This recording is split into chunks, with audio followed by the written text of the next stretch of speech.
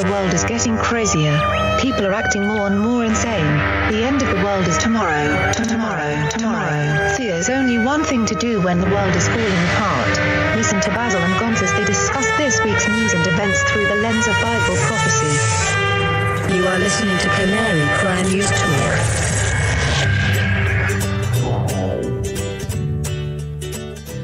You're listening to Canary Cry News Talk. We are live to tape on this Friday, October 21st, 2022, episode number 550.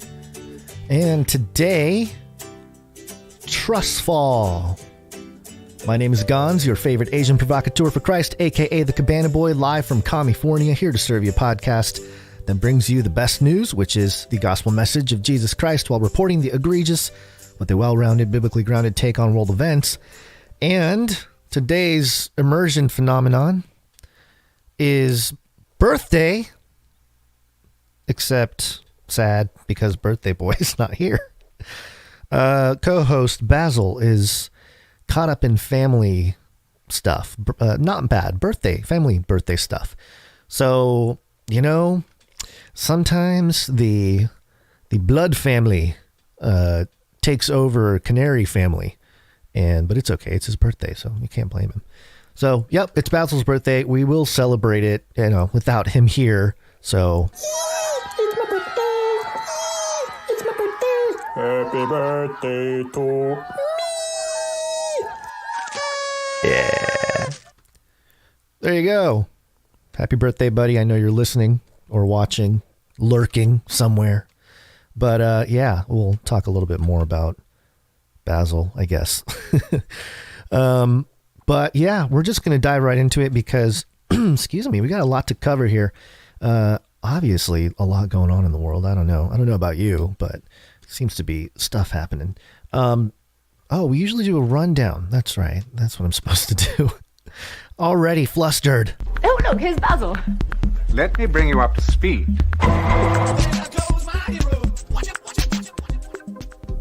All right, so we are going to talk about Liz Truss and how she only lasted for 44 days. Some say 45, but we'll talk about that.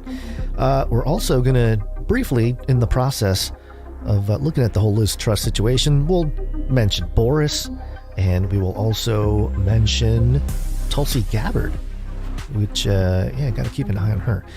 Also, we'll have a Flippy update.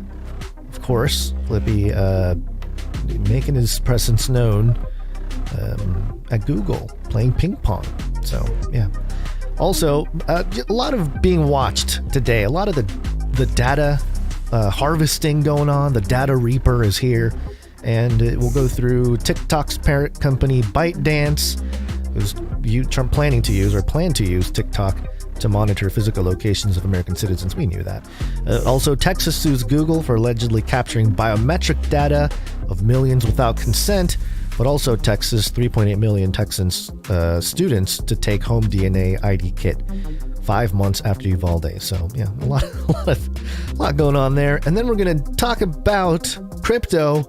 I know it's becoming more mainstream, and it's going to matter, folks, because it's all taking place. The staging, the trying to grab the seats at the table of regulation. It's all taking place right now, and there's a lot to be talked about when it comes to the different factions politically, because we're at this point where crypto is becoming a political issue in this country and around the world. So, well, it always was, but I'm saying, in terms of legislation and whatnot. And of course, it has Sam Bankman-Fried, so we can't not talk about him. And then at the end, we'll do a little UFO update. A lot going on, just viral things happening with the new footage, and I'll share my thoughts about some of that as well. But to start things off, Liz is fired. When along came Lizzie the lizard. You're fired. Get out of here. That is a disgrace. That's a new jingle from Caleb, and we'll thank him more properly later on. But yeah, the whole world is talking about Liz stepping down. This is Business Insider, and the headline: after just 44 days in office, Liz Truss is eligible to collect a £115,000 allowance for the rest of her life. 44 days is a lot of time. Jesus, if you measure between his death on the cross, and then including the resurrection day, and then the days he was walking around in his resurrected form, I guess, some scholars say 44 days. So, just interesting number to be thrown out there as Liz Truss's imprint on UK politics. But more so in the context of, just think about how short she was in office. That's the number of days allegedly, and I believe to be true, that Jesus walked around resurrected and showed himself to people and revealed himself. And that's kind of a gnarly thought too. But invoking that 44 is interesting. Now, I do have a clip from, I believe it's ABC. ABC had the story here. UK Prime Minister Liz Truss announces resignation, and a video of this report. Give me 1 second to pull it up. Here we go. Tonight, a dramatic end for Liz Truss, out as British Prime Minister. After just 45 days in office, she's the shortest serving leader in British history. Interesting how they say 45, though, isn't it? Is it 44 or 45? So after 44 days, she left on the 45th day? I don't know, but there you go. British history. I cannot deliver the mandate on which I was elected by the Conservative Party. I have therefore spoken to His Majesty the King to notify him that I am resigning. She was the last Prime Minister to serve under Queen Elizabeth. She had the distinction of sharing her late Majesty's final public appearance and was the first Prime Minister for new King Charles. Truss tried to cling on to power just yesterday, saying this: I am a fighter and not a quitter. But it was a losing battle.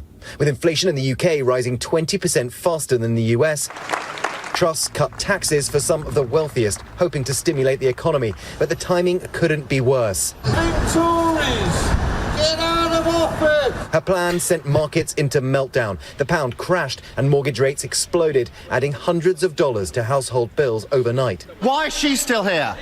A British tabloid even poked fun at the embattled Prime Minister with a live stream asking, will Liz Truss outlast this head of lettuce? Today, President Biden, who was among those critical of her tax policy, reacted to the news. But look, she was a good partner on Russia and Ukraine, and the British are going to solve their problems. But she was a good partner. The Conservative Party, in chaos, must now elect a new leader. And among the contenders, possibly former Prime Minister Boris Johnson, who was only forced out of office 6 weeks ago. Build back Boris. He's going to come back, folks. What do you think? It's like the return. Boris the White. So, yeah, interesting. There's the power dynamic, and was it last episode, 2 episodes ago, we did the tarot cards, the Trump tarot cards from the Economist cover of 2017.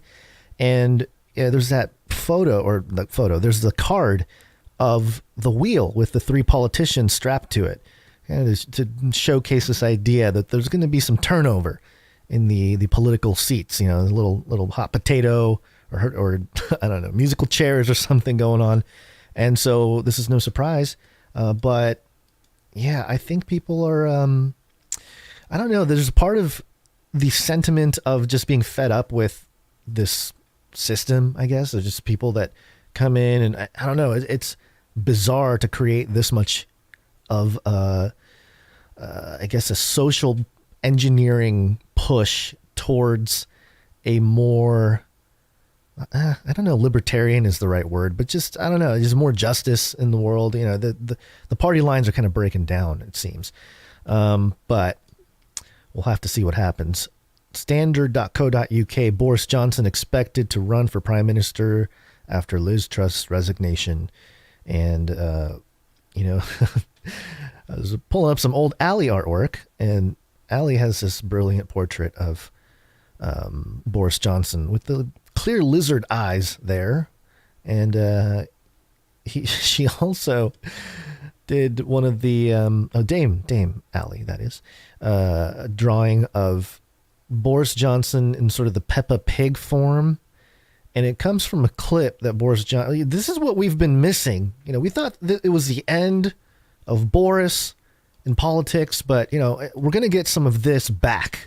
Who would have believed, Tony, that a pig that looks like a hairdryer, or possibly a sort of Picasso-like hairdryer, a pig that was rejected by the BBC, would now be exported to 180 countries with theme parks both in America and in China, as well as in the New Forest, and a business that's worth at least £6 billion to this country, £6 billion and counting. Now, I think that is pure genius, don't you, Peppa Pig? And no government in the world, no Whitehall civil servant would conceivably have come up with Peppa. Yeah, kind of revealing that Peppa Pig is sort of an intelligence operation to try to generate $6 billion and capture the attention of a generation. But anyway, yeah, we'll get more of that. So there you go. There's another thing in the context of Liz Truss and sort of, the turnover and the switching and the changing going on in politics and everything else. I wanted to touch note because I've noticed the Tulsi Gabbard train start to move. You know, she's kind of quiet for a while and she hasn't really done much, but now she's really making that push. And, you know, she'd left the Democratic Party. Washington Examiner here, Gabbard made her comparison. Oh, why is this headline missing? Okay, I'm sorry. I don't have the headline. Tulsi Gabbard compares Biden to Hitler while campaigning for Senate GOP candidate. And that, I mean, straight to the heart of the conservative right-wing Christian nationalist Republicans. They'll get all happy about this one. Former Hawaii Congresswoman and recent departee of the Democratic Party, Tulsi Gabbard, compared President Joe Biden to Adolf Hitler while campaigning for a Republican Senate candidate on Sunday. Gabbard had been speaking to an event for New Hampshire GOP Senate candidate Dawn Bullock when she said she was pretty sure both Biden and Hitler had good intentions to justify their authoritarian behavior. And on it goes. And, of course, she's playing the part. And just to keep in mind, Tulsi Gabbard is part of the Young Global Leaders. She was the World Economic Forum Young Global Leader. So she is part of the Klaus tree, if you want to call it that. Yeah, she's the apple doesn't fall too far from the tree, right? So just keep that in mind as she makes her dramatic shift from Democratic Party to Republican Party. Always a little suspicious, especially with what's happening in the UK with the Conservative Party looking for another leader there. So it's just, I don't know, the chaos and the turmoil politically seems to be right on time for all kinds of shakeups. And we had some. That's what I wanted to do. I'm sorry, there's so many things to do on the show. Just in tribute to Liz Truss, because she's leaving us. We've got Liz, our lizard. She's hanging out over my shoulder here. Well, thanks very much, Dean. It's fantastic to be here. Insects are the food of the future. Cricket snacks. Sounds good. What are you talking about? Lizard! Reptilian hybrids.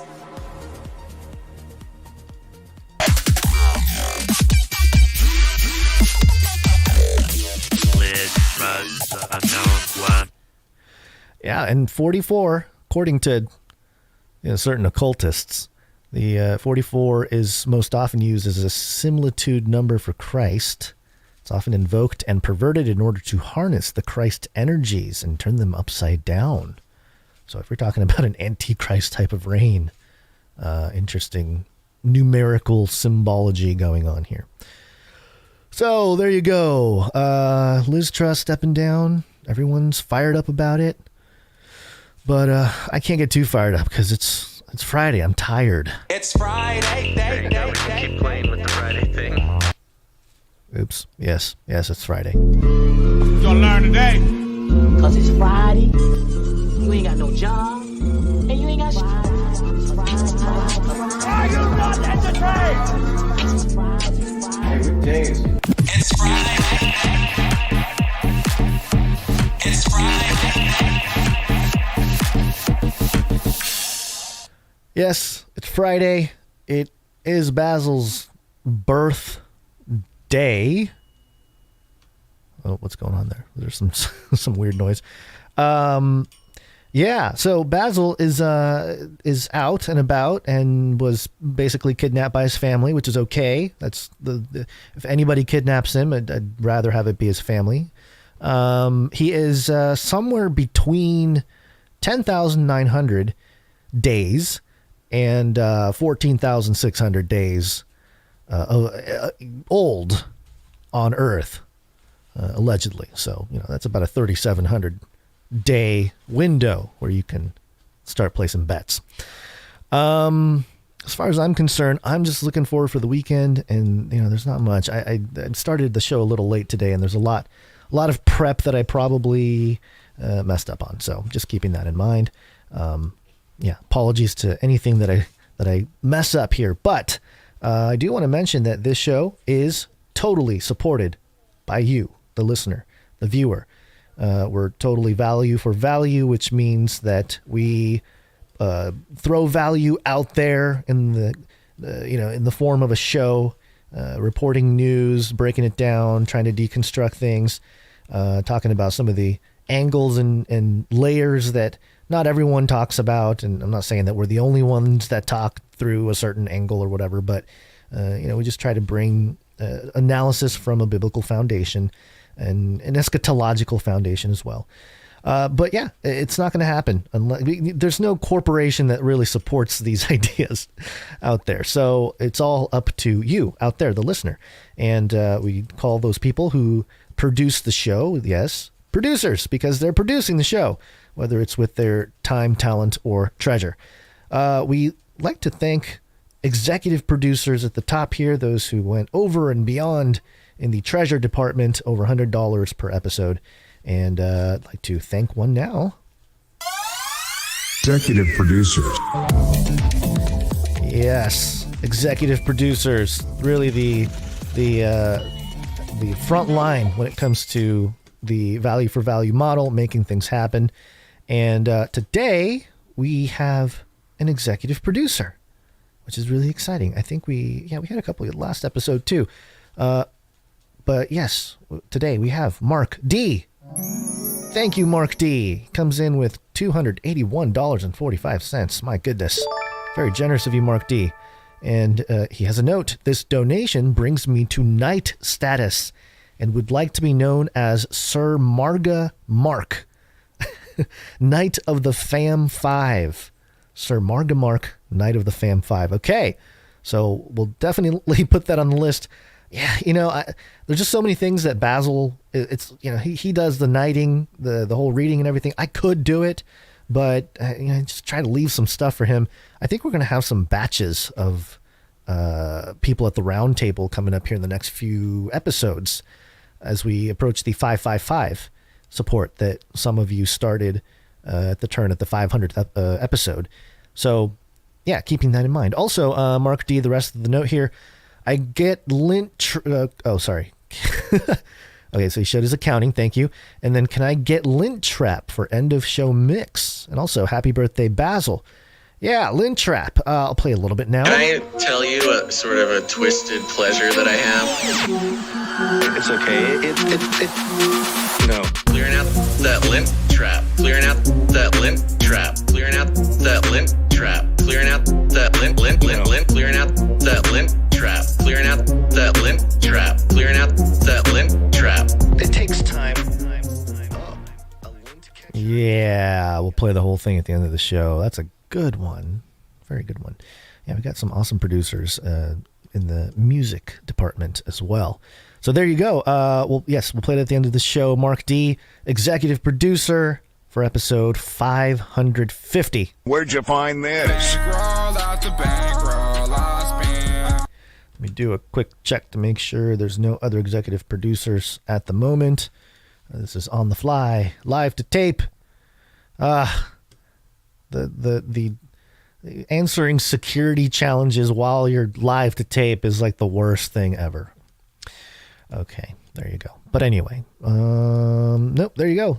Mark D, you are the one. You are the executive producer for this episode. Thank you very much. And I believe that's it. Let's get back to the show. And that means we are going to do a Flippy update. Flippy update. Do you want fries with that? It's time for the Flippy update. Flippy is the colloquial name for the disembodied robot arms that are taking our jobs, enslaving our children, and flirting with our spouses. We use talking about Flippy to discuss how the robots are taking over the world and how there's nothing we can do about it till Jesus comes back. Then I think something will be done about it. But in the meantime, today, from MSN mirroring DailyMail. It's how we know DailyMail is legit. MSN.com mirroring DailyMail. Headline, Google's ping pong robot pulls off a 340-hit rally. 340-hit rally. That's 7 more than 333. New footage shows Google's ping pong robot pulling off an epic 340-shot rally with a human.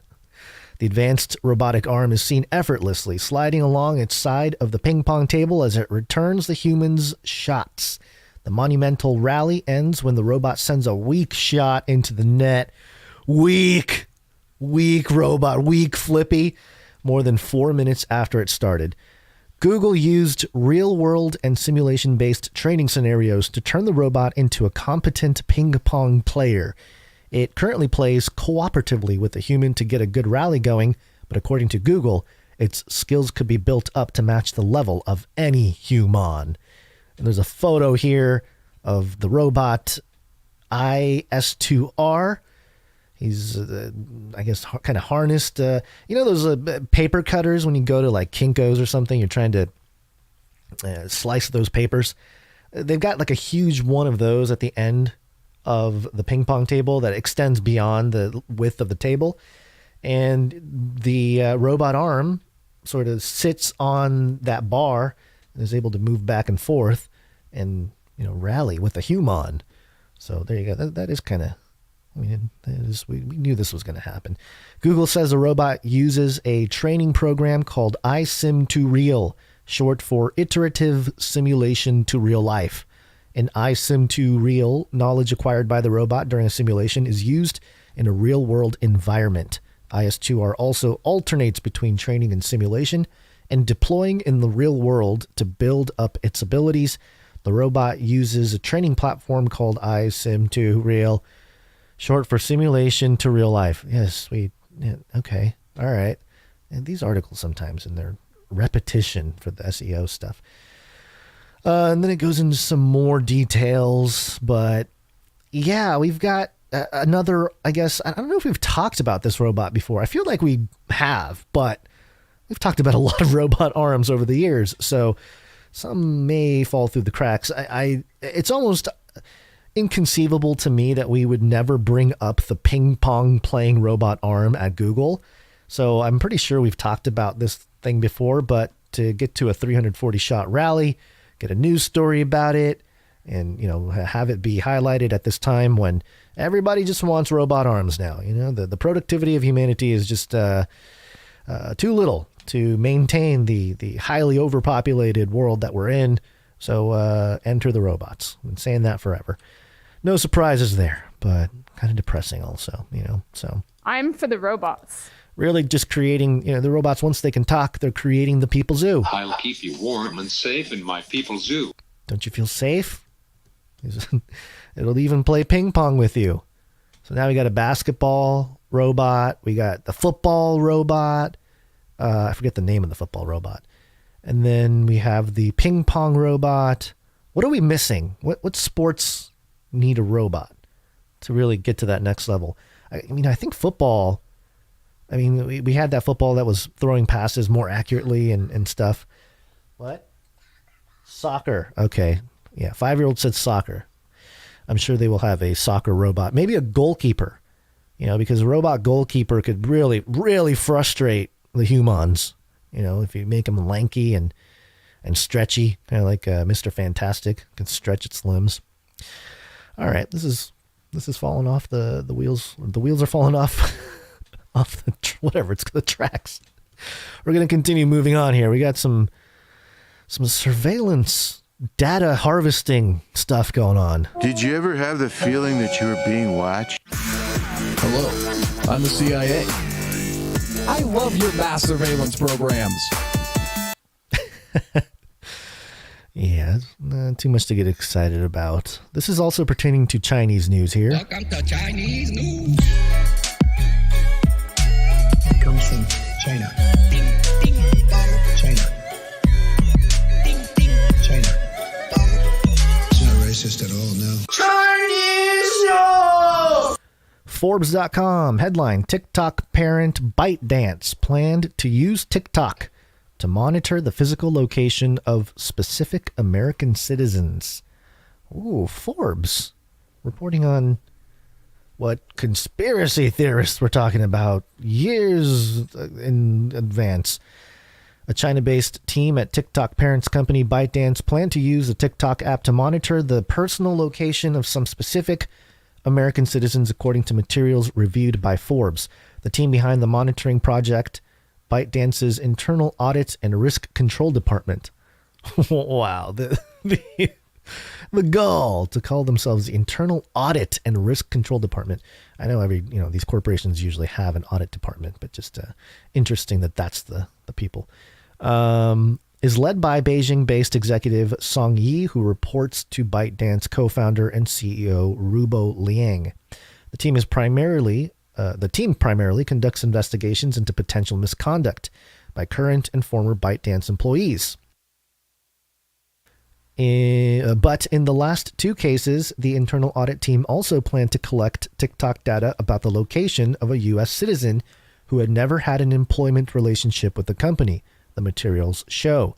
It is unclear from the materials whether the data about these Americans was actually collected. However, the plan was for a Beijing-based ByteDance team to obtain location data from U.S. users' device. Duh.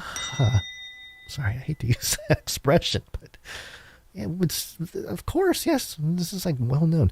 TikTok spokesperson Maureen Shanahan said that TikTok collects approximate location information based on users' IP addresses, which can be obscured with a VPN.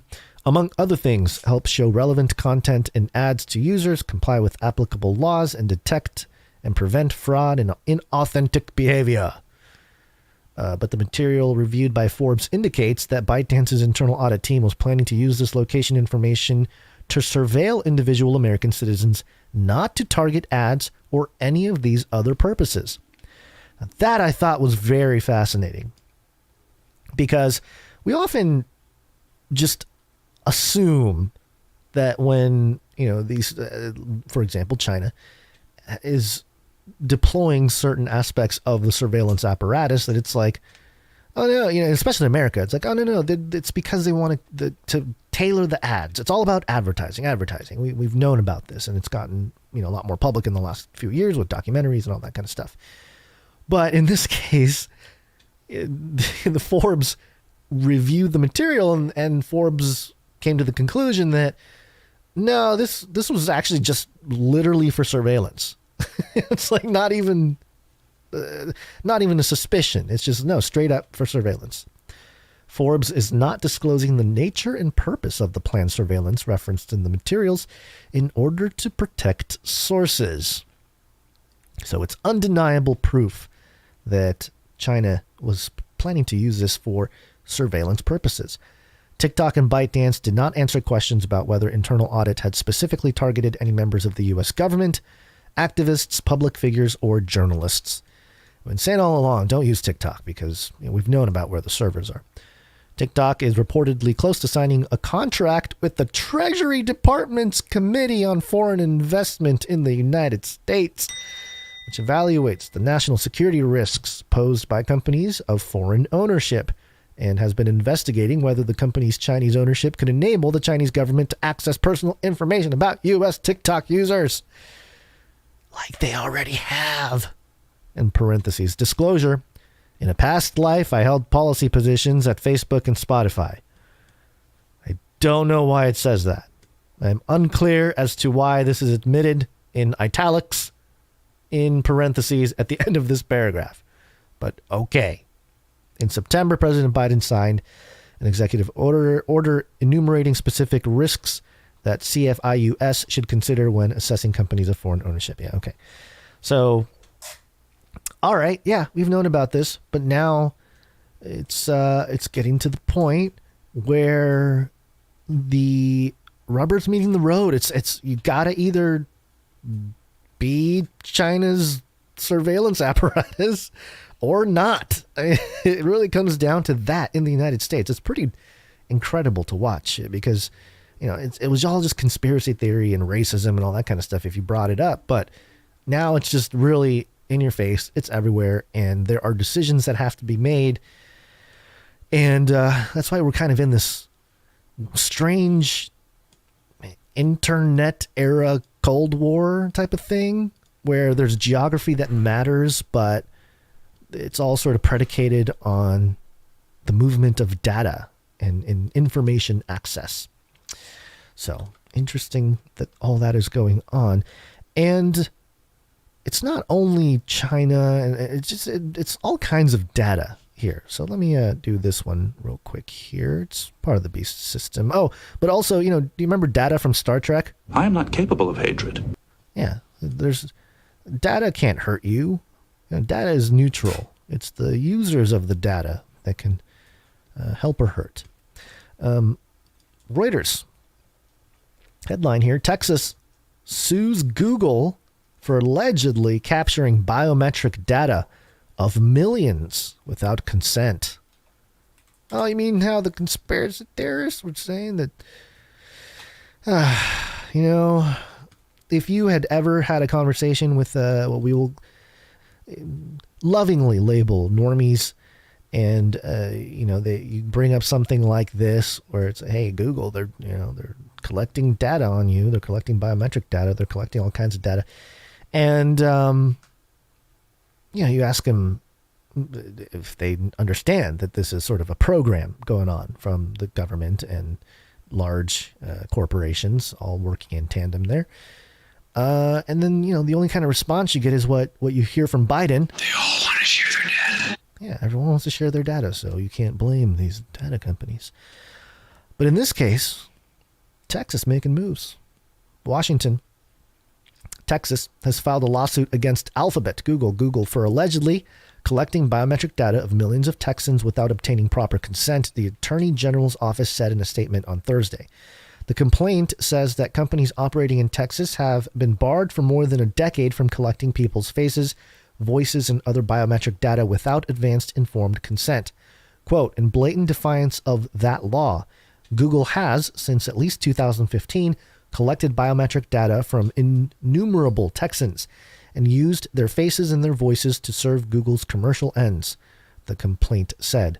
The quote continues, indeed, all across the state, everyday Texans have become unwitting cash cows being milked by Google for profits, end quote. Wow, there you go. The collection occurred through products like Google Photos, Google Assistant, and Nest Hub Max, the statement said. Google said it would fight the lawsuit. Of course, they have endless money. Ultimately, I'm worried that this is what it will turn into. A lot of these state versus corporation type of wars happening here, tensions, because it's, you know, a lot of times it's whoever has more money to spend on litigation. You know, in this case, you have a state. And then you have a very large corporation that is international. So, you know, this will be a theme too as we go. And I'm going to talk about crypto in another segment here of this show, but it's relevant to what's happening here because it's really the rubber. Again, the rubber's meeting the road. Google said it would fight the lawsuit, saying that users of the services had the option to turn off the biometric collection feature. There it is. Google just always said they could have turned it off, but they didn't. Gave them the option. So it's not on us. It's on you. It's on you, the people. You chose to be milked. So there you go. But, you know, as much as we tend to, around the country at least, those who hold on to certain values and support, one side of a political aisle, would like to support Texas, states like Texas and Florida too, you know, pushing back against mainstream narratives and that kind of thing. This was an interesting one. The Hill reporting. And this has to do with DNA. 'Cause I'm DNA. 3.8 million Texas students to take home DNA identification kits 5 months after Uvalde. Okay. Feels like a loaded headline. About 3.5 million Texas students will be sent home with a at-home DNA and fingerprint identification kit in the following weeks in case of an emergency, according to multiple reports. Problem, reaction, solution. Problem, reaction, solution. It just works every single time. The child ID kit distribution is a result of SB number 2158 passed in 2021 following the 2018 shooting at Santa Fe High School in Texas, which resulted in the deaths of 9 students and 1 teacher, Axios noted. The law mandates the Texas Education Agency provide the kits to all eligible children, which comprises kids of kindergarten through 8th grade.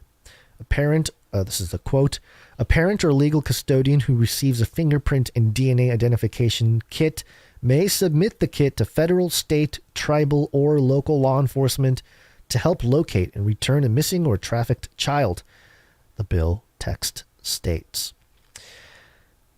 You know, one of the things that I would often bring up when speaking to, and I don't see or hear much of the, super hyper Q type of folk anymore because it's sort of been mainstreamed and hyper politicized or radicalized, whatever you want to call it.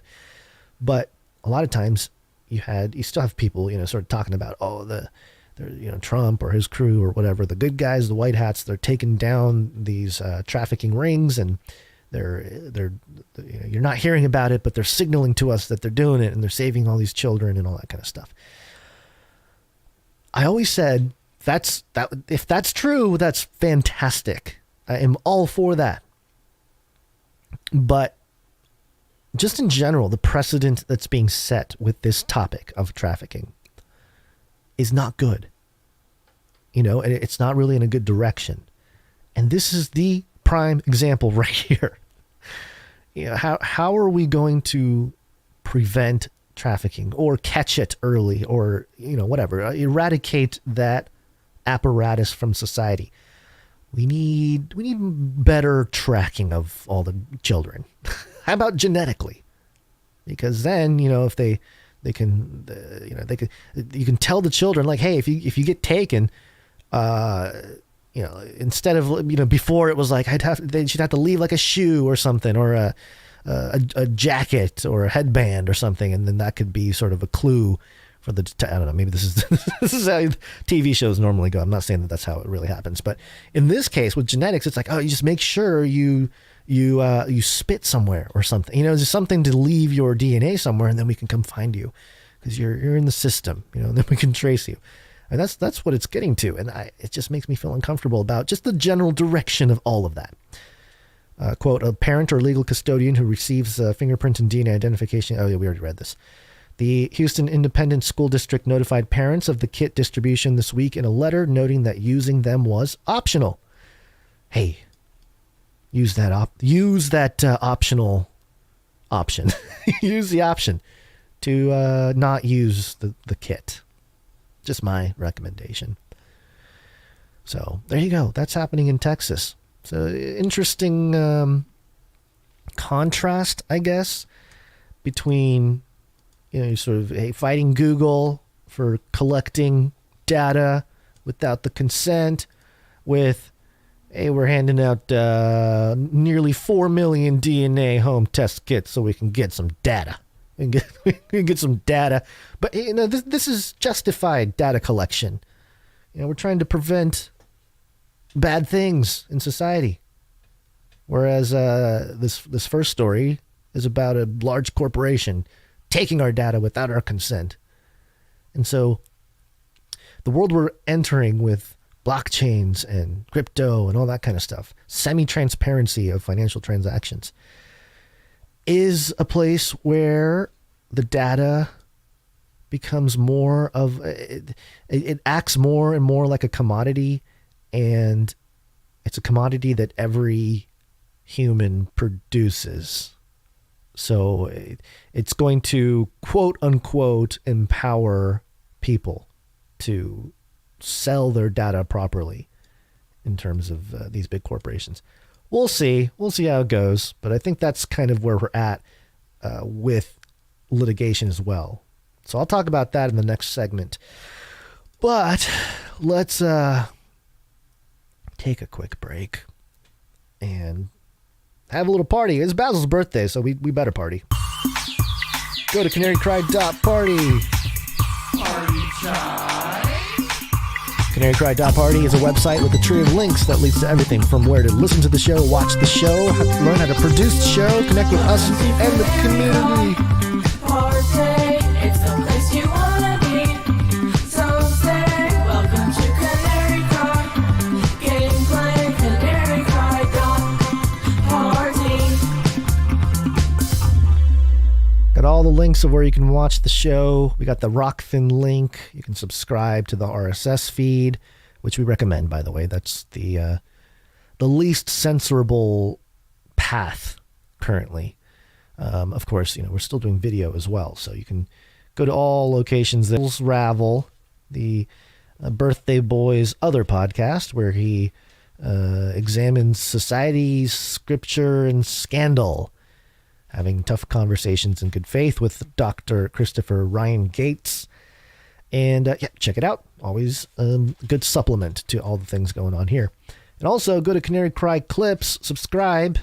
We had some trouble there with some censorship issues with YouTube, so subscribe there at YouTube, but also at Odyssey. We have the Odyssey account as well. And also, what's the other thing? Oh yeah, text message. Yeah, what's the text number? Everybody forgets the text number. It's not a natural thing to memorize phone numbers anymore, so like your brain just doesn't do it anymore, which is a shame. When I was a kid, I remember memorizing a whole bunch of phone numbers, but not anymore. Text Canary to 877-740-3226, and we'll text you right before we go live every episode. It's just another way to connect with us, stay connected with us in case the hammer goes down even harder. So, okay, let's take a quick break and thank some more producers. It's break time! Come on, take a break. Going to take a short break here and thank producers who came in with their treasure. We already thanked Mark D., our executive producer, for episode 550, but we have others to thank as well. Thank you to all the monthly supporters who come in. But also, today, Sir Moore of Night of the Burning Chariots. No, yes. Sorry, I thought I had this ready, but I do. But also, need to double check something. He's on a 155 episode streak.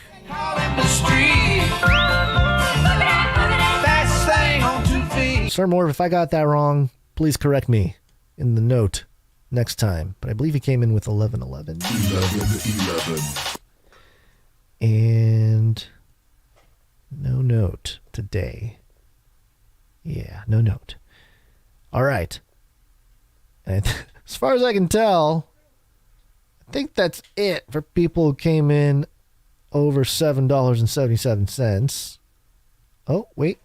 Hold on. I think there's a couple here. Oh, no. These are the recurring ones.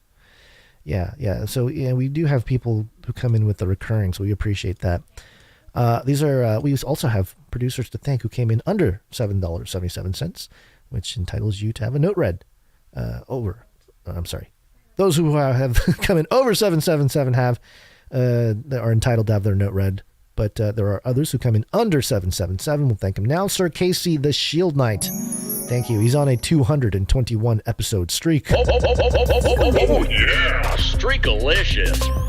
And we still need that 223, the reverse 322 Skull and Bones jingle, because he's 2 episodes away from hitting that mark. So if we don't have anything by then, we'll just make noises, and that's got its own sort of fun to it. But it's always better when we have an actual audio producer step in and put something together. So somebody do it. Also, we have Sir Scott Knight of Truth on a 210 episode streak. Oh yeah, Streakalicious. Thank you very much, Sir Scott. Next up, we have Runk Smash on a streak. 6 episodes in a row, which means he's on fire. Thank you, Runk Smash. We also have Sir Darren Knight of the Hungry Pandas coming in at 61 episodes in a row.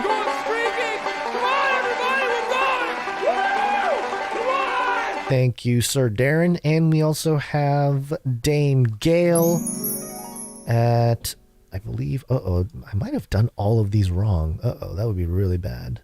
I hope I updated some of these. I'm not sure that I did.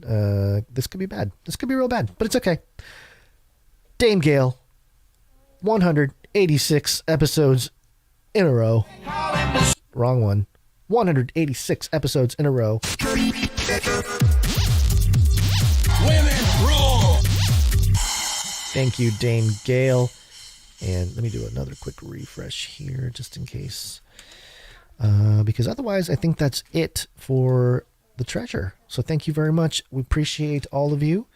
And I know it's tough right now. I mean, especially, living in California, I definitely feel it. But I know out there, it's just rough. Everything's rough. Everything's expensive. People are really feeling the inflation. And so it's understandable. And so in times like these, the support that comes in is extra special. So we truly appreciate it. We're very grateful for you and the Lord for putting us in this position. So thank you to all of you for your patronage. Shut up and take my money. Thank you for your patronage. Thank you for your patronage. Thank you for your patronage. Yes, it's wake-up time. Hey, yo, wake up.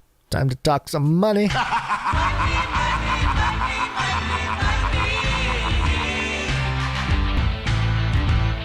And crypto. Is this a crypto? Crypto? Do I look like I know what a crypto is? What is a crypto? We have here, for those of you watching, a portrait of Sam Bankman-Fried by Dame Allie from a few months ago. And yes, we've been keeping an eye on Sam Bankman-Fried. He's been very active in the world of crypto and finance and all that kind of stuff. And so he's been making headlines recently in the crypto world, and it's gotten pretty interesting. Decrypt.co headline here. Sam Bankman-Fried pitches sanctions. Oh, do I have my sanctions thing? Sanctions! Allow lists and blacklists in crypto. Yikers. Here's what it says. FTX boss Sam Bankman-Fried thoroughly broke down his ideal regulatory framework for the crypto industry on Wednesday.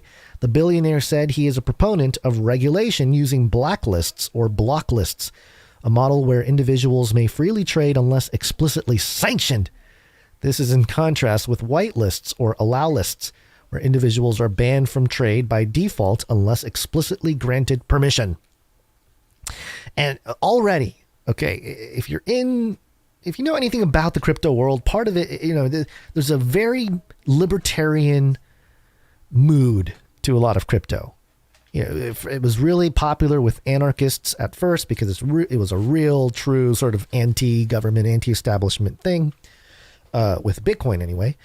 And over time, it kind of got more adopted into the mainstream. And, these bigger bankers are coming in and they start to change things. They start to try to control it. And they realize that they can't really control it per se. They can create their own companies, or through VCs, they can, develop different or their own blockchains and all that kind of stuff.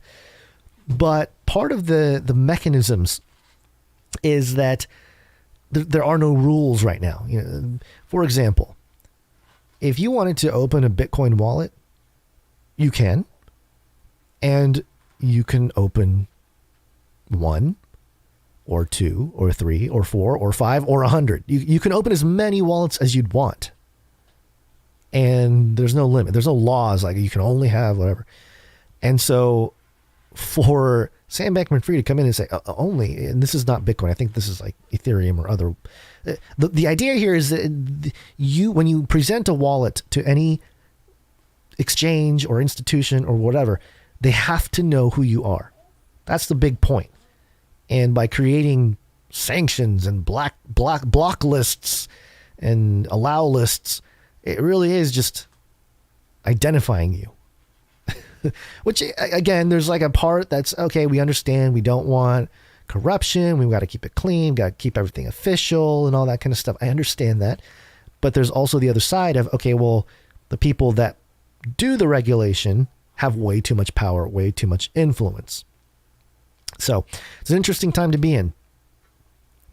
And it continues here. Quote, we need fast, reliable lists of addresses associated with illicit finance, said the CEO. But peer-to-peer transfers should generally be free as long as they're not going to sanctioned actors. And once again, it's tough because we're starting to get to that point where laws and stuff regulation is coming in, but the people that are going to bring down the hammer when it comes to the regulation don't exactly know the technology or how the technology works. And then you have these people that are in the industry for not too long, like Sam Bankman-Fried came in, I don't know, 5 years ago at most, 5-6 years ago, and it made a killing, hit some home runs, and now he's a multi-billionaire, and all of a sudden he has all the great ideas on how to regulate the entire crypto industry. It's very bizarre. It almost seems like it's assisted by a certain group of people, not claiming to know anything, or anyone for that matter, but just a suspicion that I get. In a more detailed document on FTX's website titled Possible Digital Asset Industry Standards, the exchange, likely channeling its top executive, further argued that using allow lists would be a massive burden on innovation and commerce that, quote, freezes out the economically disadvantaged. Yeah, it would. On the other hand, the exchange noted, simply allowing all transfers would open the floodgates to financial crime. Oh, yes, FTX, the bastion, the burden of being a controller of the entire crypto economic system, which they're not, but they just talk like they are, which is very strange, I would say. And just so you're aware, too, Sam Bankman-Fried, just a couple notes on Sam. Oops, what happened to my Sam Bankman-Fried portrait by Allie? It disappeared. Oh, no. Okay, well, anyway, Sam Bankman-Fried. He does not live in the U.S. He lives, allegedly, from what I heard, he lives in the Bahamas. He's still an American citizen, I suppose. And as you know, he's been sort of playing the bank man, the takeover, much like the oil barons of the last century. He's being groomed in that sort of model, archetype, so to speak. And he lost a bunch of money this year through Three Arrows Capital, which we've touched on before. And also a deal with Voyager, which they just bought. So, yeah, everything, the economy's crashing, but let's just buy an exchange that's in Chapter 11 bankruptcy. And then they bailed out BlockFi, which is another big crypto centralized earn type of thing. And then now they're trying to buy out Celsius Network, which is another one that's in Chapter 11 bankruptcy. So all these other crypto companies are going to bankruptcy. Meanwhile, Sam Bankman-Fried and FTX are trying to buy everybody up. Very interesting, fascinating. And he's also presenting how the industry should be managed from like a legal standpoint. Digital asset industry standards. I shall set the standards, says Sam Bankman-Fried. And some people just aren't having it. And this is really the reason why I'm bringing this to you. It's not because there is a side that I agree with more than the other when it comes to this issue. However, I'm not here to tell you what side to believe or whatever, but I am here to present the different sides that are forming as crypto becomes more and more mainstream and part of our economic system. It was supposed to be, I think, we're being, not we, like the people, whatever, are being dragged into this change because of the economic crisis that we are in, that came from, COVID and printing and all the inflation, and where we were already in a debt-based economy. So that was already out of control. We just added more debt to our debt in the US and everything. So anyway, I have a clip here from BitBoy Crypto. I've cleaned it up. He did use a naughty word, so I cleaned it up so he doesn't use it in our clip here. But this was BitBoy Crypto live a couple days ago. If you don't know, he's one of the the biggest crypto guy in the US when it comes to YouTube. He's got like 1.5 million subscribers or something. Gets thousands and tens of hundreds of thousands of views. And recently he's been, he started making videos about like, oh, the Great Reset and Klaus and these guys are bad, and stuff more alt crowds would be into, which is sort of the obvious. It's so obvious now, so it's not really surprising. But he was going in that direction, the anti-World Economic Forum, very much the kind of stuff we've been talking about for over a decade. And from that, he springboarded into trying to create a bill, a crypto bill. And so now, just the optics of this, we have Sam Bankman-Fried presenting a type of regulation in crypto. Then we have BitBoy Crypto having his own bill. And it's fascinating to watch because the core difference in the approach to regulation for crypto between Sam Bankman-Fried and BitBoy Crypto is very much the magnification of the current situation in the U.S. It's sort of you can call it right wing, left wing. You can call it conservative, liberal, the tensions therein, the right left paradigm, all that stuff. And it's just moving right into crypto. And so BitBoy Crypto had his Alex Jones moment here. He was triggered by a tweet by this guy named Ryan Sean Adams, claiming that BitBoy Crypto is not for the people, not representing the people. And BitBoy Crypto had this response. You know what? We are tired of people that look like this guy trying to run stuff. I don't represent the people. I don't. I'm the one who does. It's me.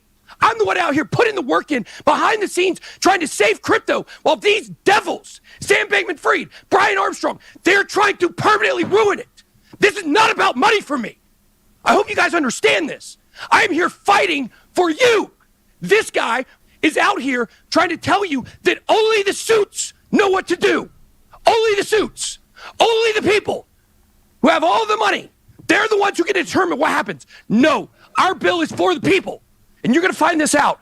We've got the funding for it, and it's coming out. I like how excited but tame he gets at the end, because he's like, hey, that's why we got the bill. Oh, it's funded now. So I think in the next week or two, we're going to start hearing about BitBoy Crypto's proposed bill for crypto regulation. Yes, BitBoy Crypto versus Sam the Bankman-Fried. You can't make this up. This is being staged as the evolution of economies in the world. On the back of cryptocurrency and blockchain technology, we have Sam the Bankman.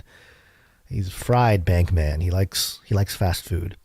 Promoting sanctions. Then we have BitBoy Crypto, the superhero crypto boy, pushing freedom. American freedom.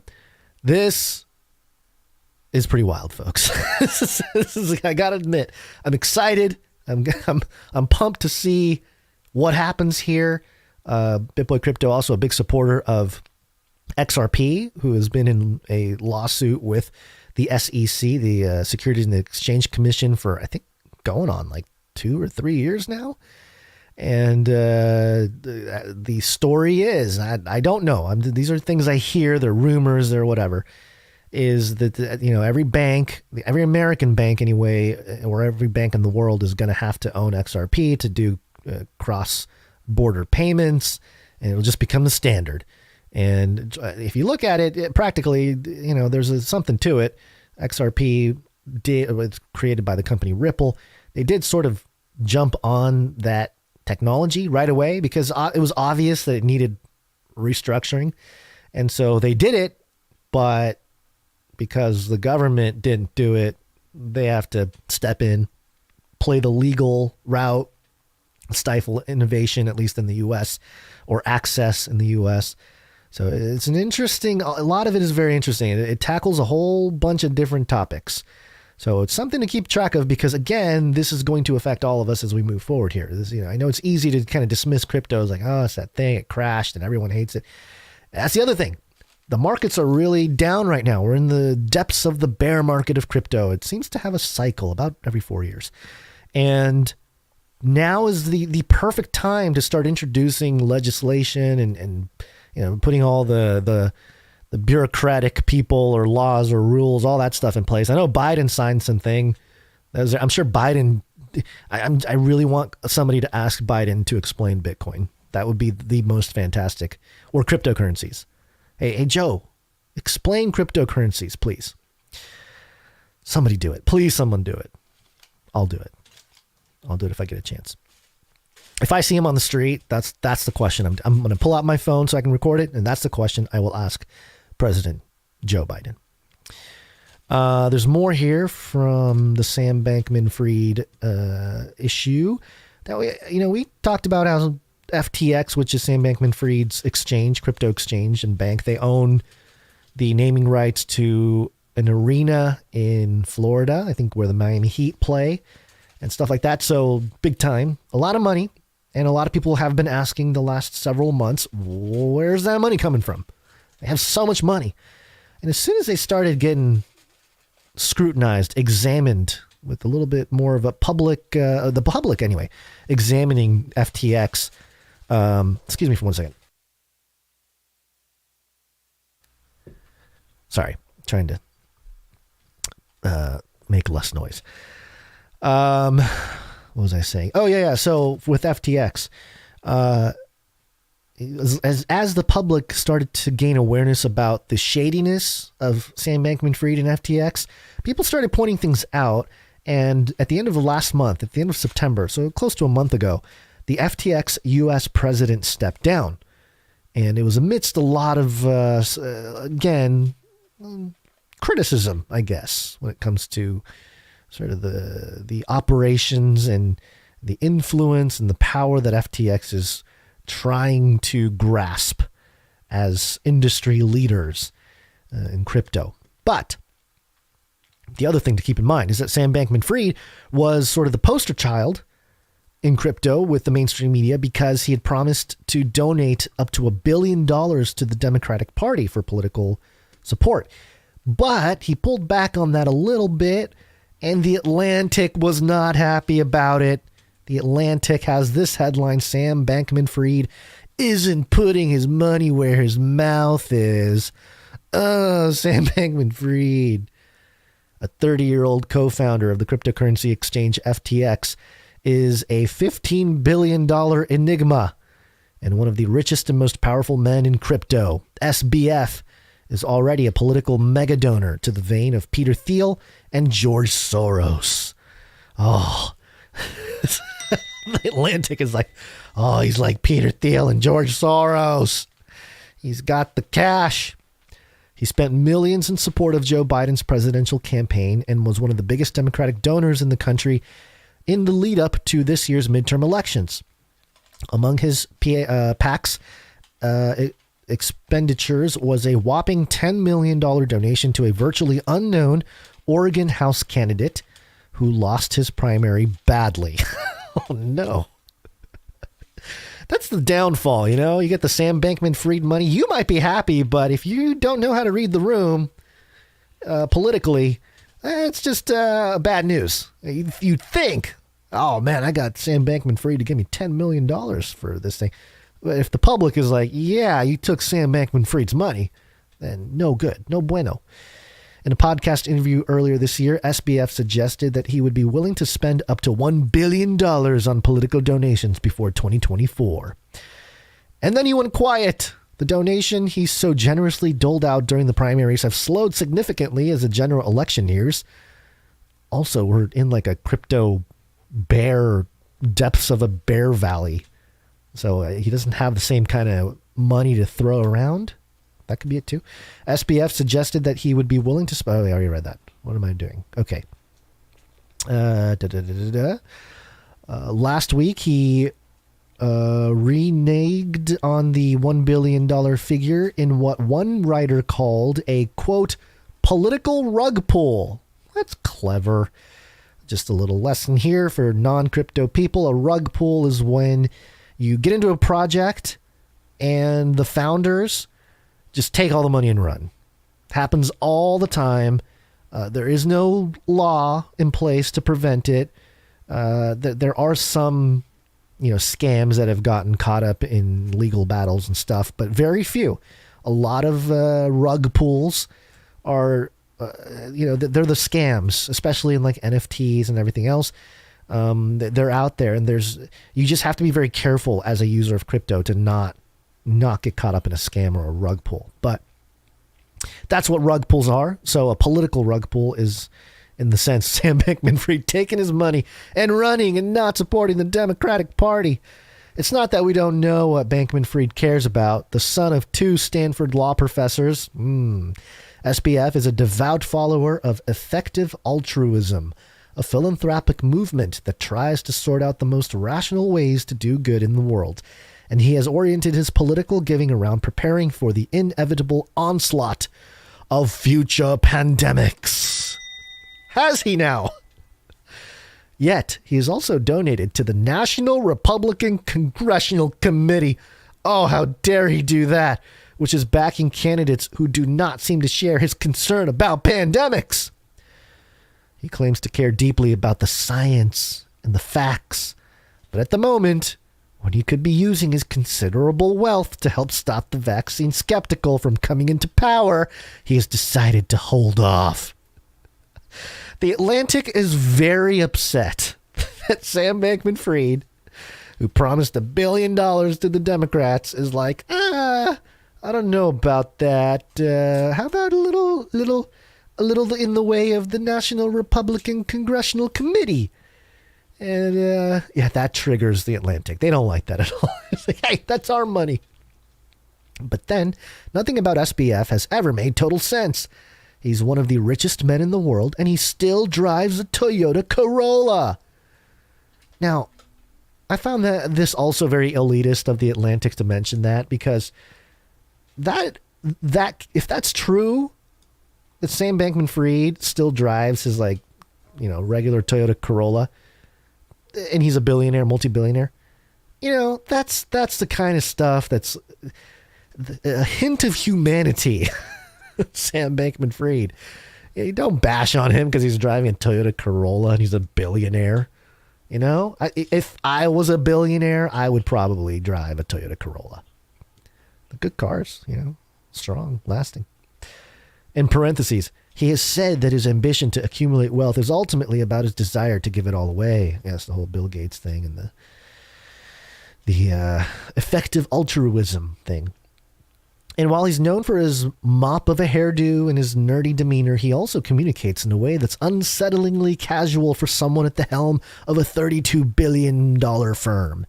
When I text him on Monday, Atlantic author flexing, when I texted him on Monday evening, asking if he'd be up to chat about the fact that he and his company are under investigation by Texas security regulators. That's right.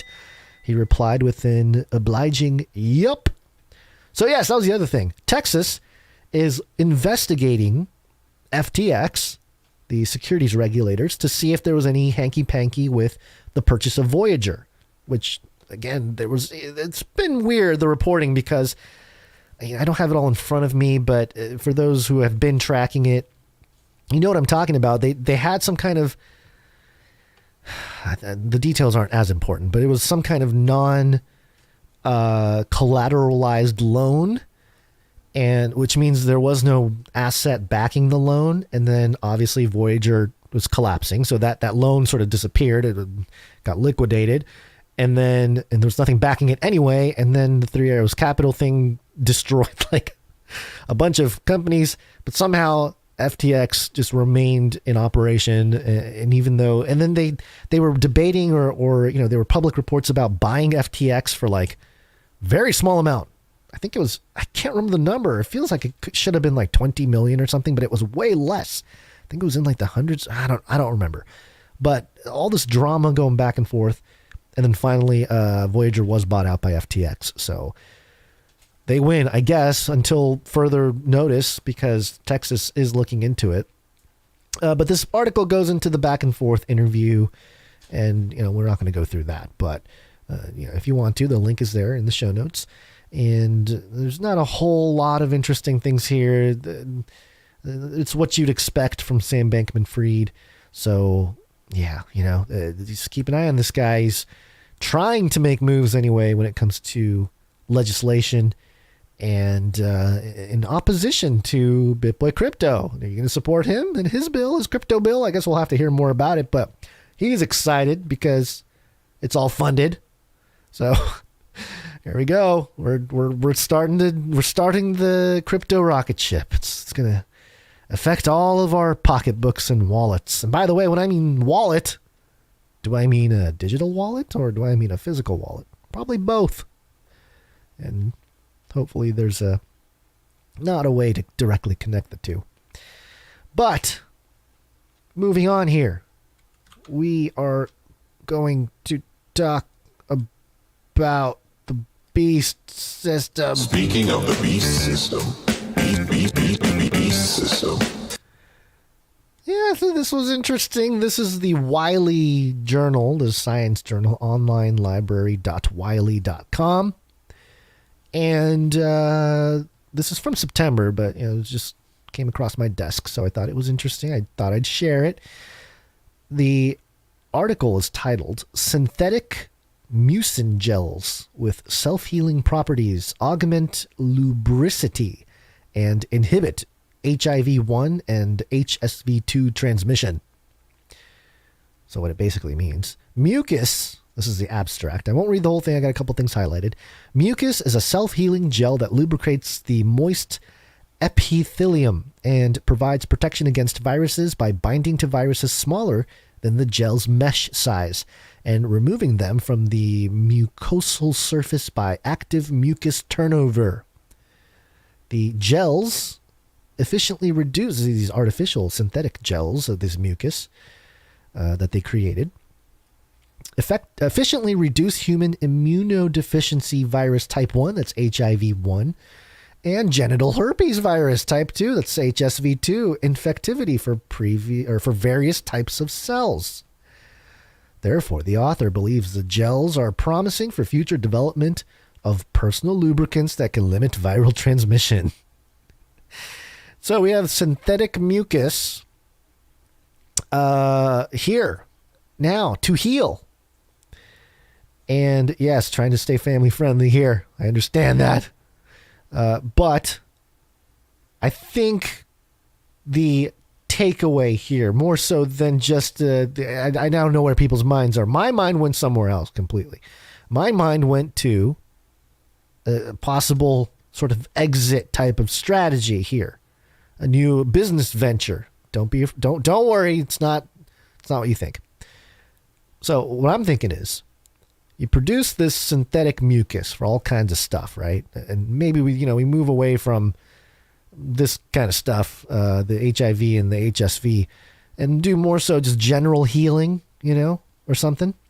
And you can have different consistencies, you can have different aromas, and you start selling it to people that are in the isolation tank business. Because right now they use like salt water and stuff, but just based on science fiction, the recovery pod, like Dragon Ball.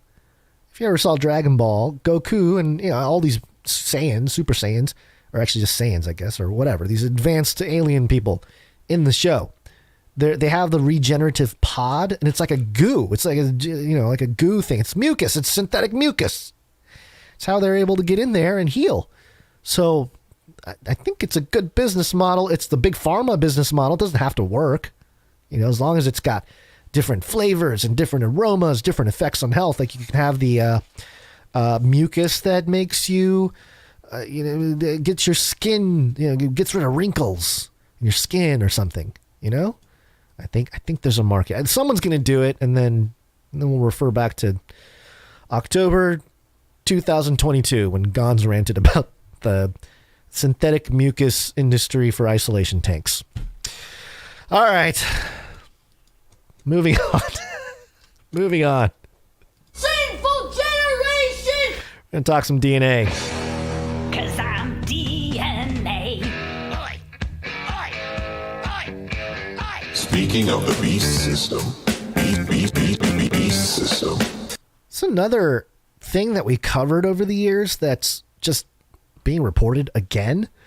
And this is from nature.com. The headline of this article, mystery find of microbial DNA elements called Borgs. Again, we've covered the Borgs, the microorganisms. But this one here says here, microorganisms store some genetic information on non-chromosomal elements. The emergence of a surprising version of these elements shifts our understanding of their diversity and potential roles. And I'm locked out of this article. I couldn't get around it. So it's a bummer. I couldn't really read the article. But if there's anybody out there that wants to know more and is able to get around the paywall here, I recommend it. The link is there in the show notes. But it doesn't matter because this is, I guess, the newer type of Nature report.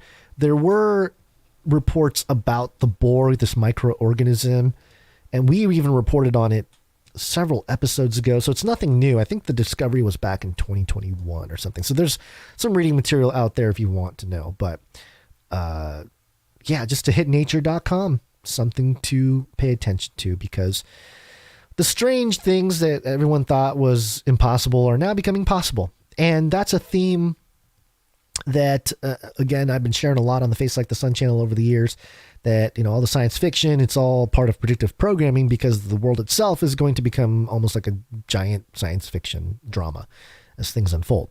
And, technology becomes indistinguishable from magic. We're going to see more and more of the strange and weird. And that's really the kind of world that sounds like end times prophecy can unfold. All the craziness, the beast rises and the image of the beast speaks, and the distribution of the mark of the beast and the 10 kings and all that kind of stuff. Sounds insane, but now it doesn't. Now it's like, oh, okay, well, the giant communications network on the world here is able to create all kinds of different situations, different ways to communicate, which can create different sub-nations or micronations or network states. And the whole thing is changing. The whole apparatus is changing. So, in any case, I rant.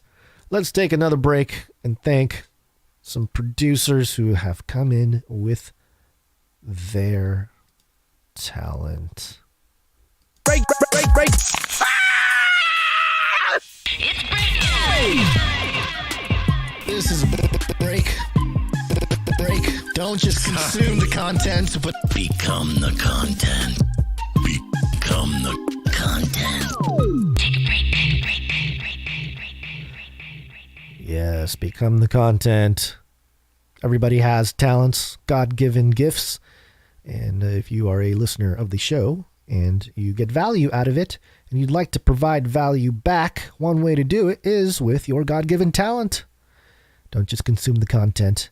Provide value back by building the culture behind the community here at Canary Cry News Talk. Become the content. All we ask is that you do something that's related to the show, directly related to the show. So there you go. All right, we have a couple audio things to go through here. Audio production.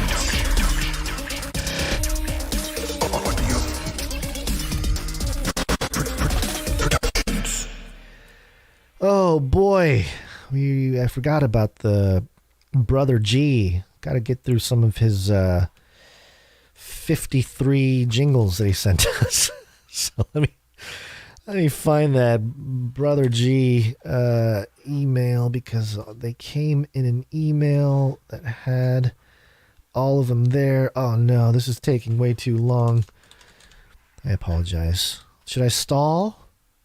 Oh no, oh no, I opened an application that I'm not trying to open. Okay, I need a quick stall here. Wait, I don't even know where the I don't know where the stall button is. Is anybody hot? You little rascal. I am so hot. You're so hot. I'm...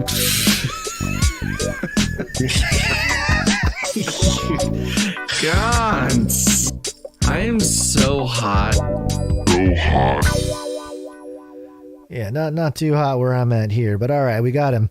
We got some of these other jingles. Hopefully I play one here that's hasn't been played yet. We made the joke that once he gets into office, it's one thing if he has some establishment folks to guide him through the mines of Moria. To use the Lord of the Rings analogy, if you're not a J.R.R. Tolkien fan, you won't know what I'm talking about, but I think most people are from the movies. Okay. All right. That's good. All right. Little Middle Earth reference for those who have been around for a while. We also have this one. Oh, this one makes me nervous. Blood-sucking freaks. That's the liberals. Okay. How about this one? Devil worshippers. Oh, we already did that one. Okay. How about this one? Embrace democracy, or you will be eradicated. Yes. That is true. Is that Sam Bankman-Fried? Who is that? Who's the one talking there? All right. Thank you very much, Brother G, for another set of ISOs/jingles. Appreciate those. And we'll continue to go through his 54. I think we're up to 9, right? So we got plenty more to go. Just got to keep track of it, which I am having trouble doing because there's so many. I'm a little overwhelmed, Brother G, but it's okay. We'll get through it. We also got one from Caleb.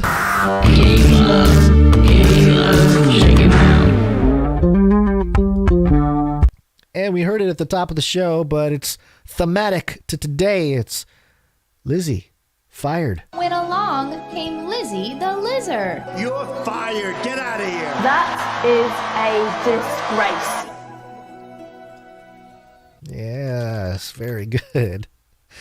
So there you go. Thank you very much, Caleb, for that. Okay. Oh, what's happening? Yeah, more sounds. All right, let's do some art. One art, please. Let's start with Dame Allie of the Skillet Nation. One art, please. Another one from Allie now. Here it is. And as expected, well, there's a couple things. First off, there's the Happy Birthday Basil. There's a picture of a kitty, cute kitty, and it says, "They say it's your birthday. Build Basil's birthday back better. Happy birthday to you." Yes, happy birthday, Basil. Hopefully you're listening. We'll have to present this again on Monday when he's back. I know he's going to be back on Monday. He's back to his saddle, his main saddle on Monday. Yeah, Monday's show. So look for that. So thank you very much, Dame Allie. There was also the actual art here. Of course, Liz Truss. It's a Truss fall. Are you going to catch her fall? Boris might. And this is also accompanied by a haiku, which I will do. Oh, actually, okay, so the note/haiku here. We have happy birthday greetings to Basil from Allie and Ebony Blaze. And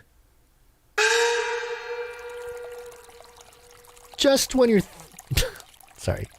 Just when you think you're getting ahead, a Dame Ebony Blaze haiku. Daily Star host asked, "Can Liz Truss outlast lettuce? Remains to be seen." That's very good. Subsequent headline reads, "Lettuce wins as Liz leaves. She is crestfallen."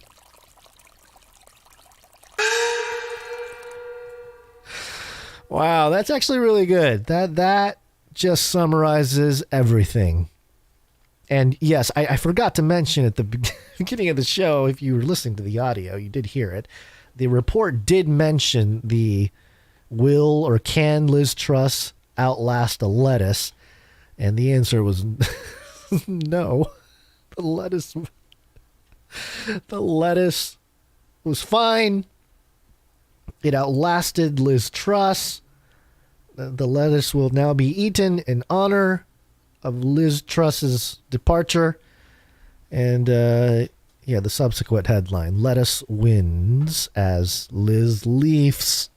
It's too good. Too good. Thank you very much, Dame Ebony Blaze and Dame Allie, for the portrait here of Liz Truss, her departing image. And of course, if you look at the eyes, they're not natural. Thank you very much, Dame Ebony Blaze and Dame Allie. Next up here we have Sir Dove, Knight of Respeltia. One art piece from Dove. And Sir Dove also has a birthday card for Basil.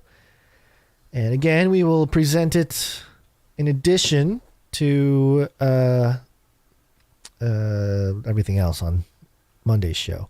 I believe this is also accompanied with a speak pipe from Dame Gail. So let me play that. Daddy. Yes. Hello. Yes, you're adorable. Let me play that for you. Here.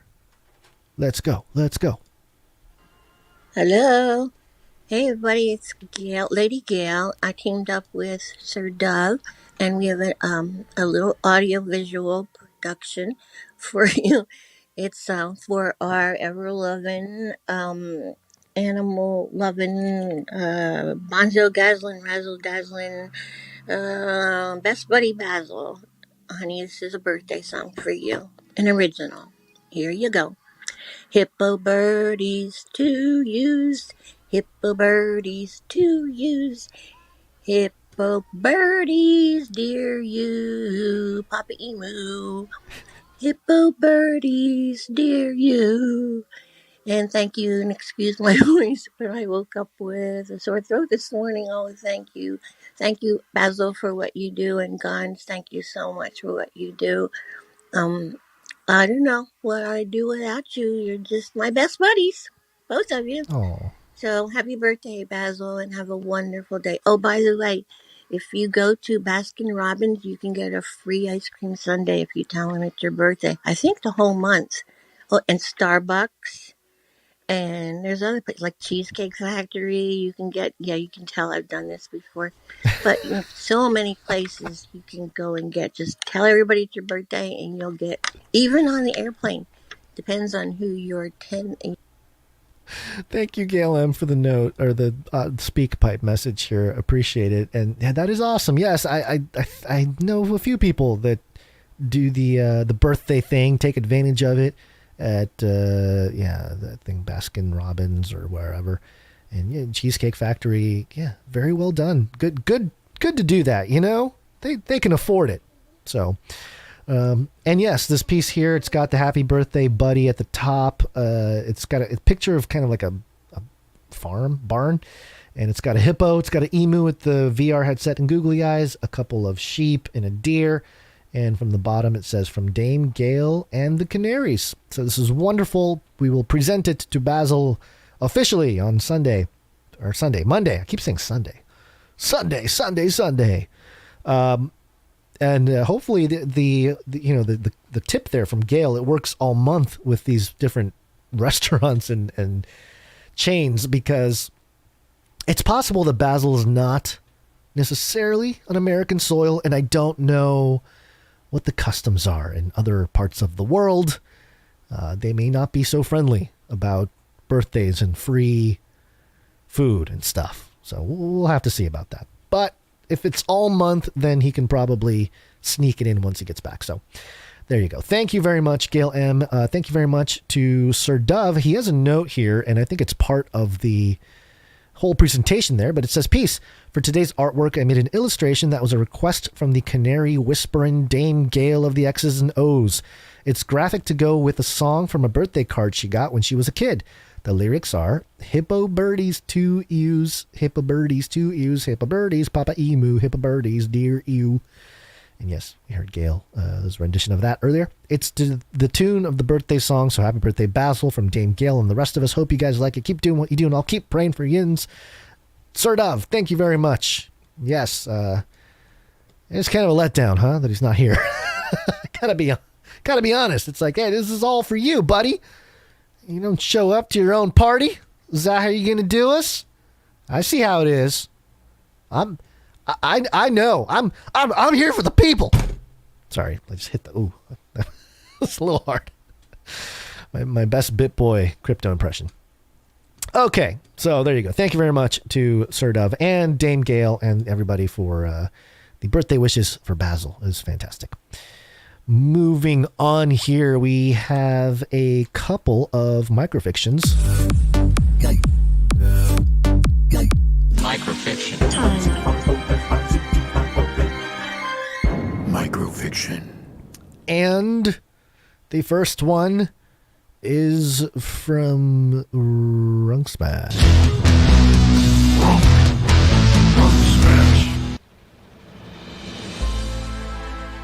Pondering what he stumbled across, Chris takes a bite of the Canary Man. This new golden age isn't what they were promised when he was a kid. His discontent compels him to go for a walk, but no sooner than he leaves his room does he hear the siren.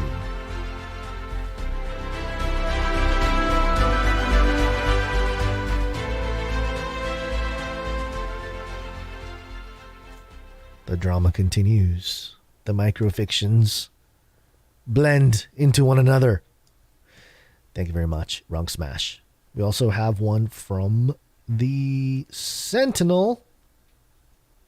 Hold on. Do we have a... I keep thinking we have a thing for the Sentinel. And then we might, too, because we got a bunch from Caleb a few weeks ago. And I get a feeling he did one for the Sentinel, but for some reason, I don't have it in front of me, but... It's okay. Sentinel has a microfiction. Silence falls on the druids. Instinctively, they begin to form a circular clearing in front of the three strangers. One begins to chant, then another, then another. Their voices loud like thunder. Tolerus, Tolerus, Tolerus.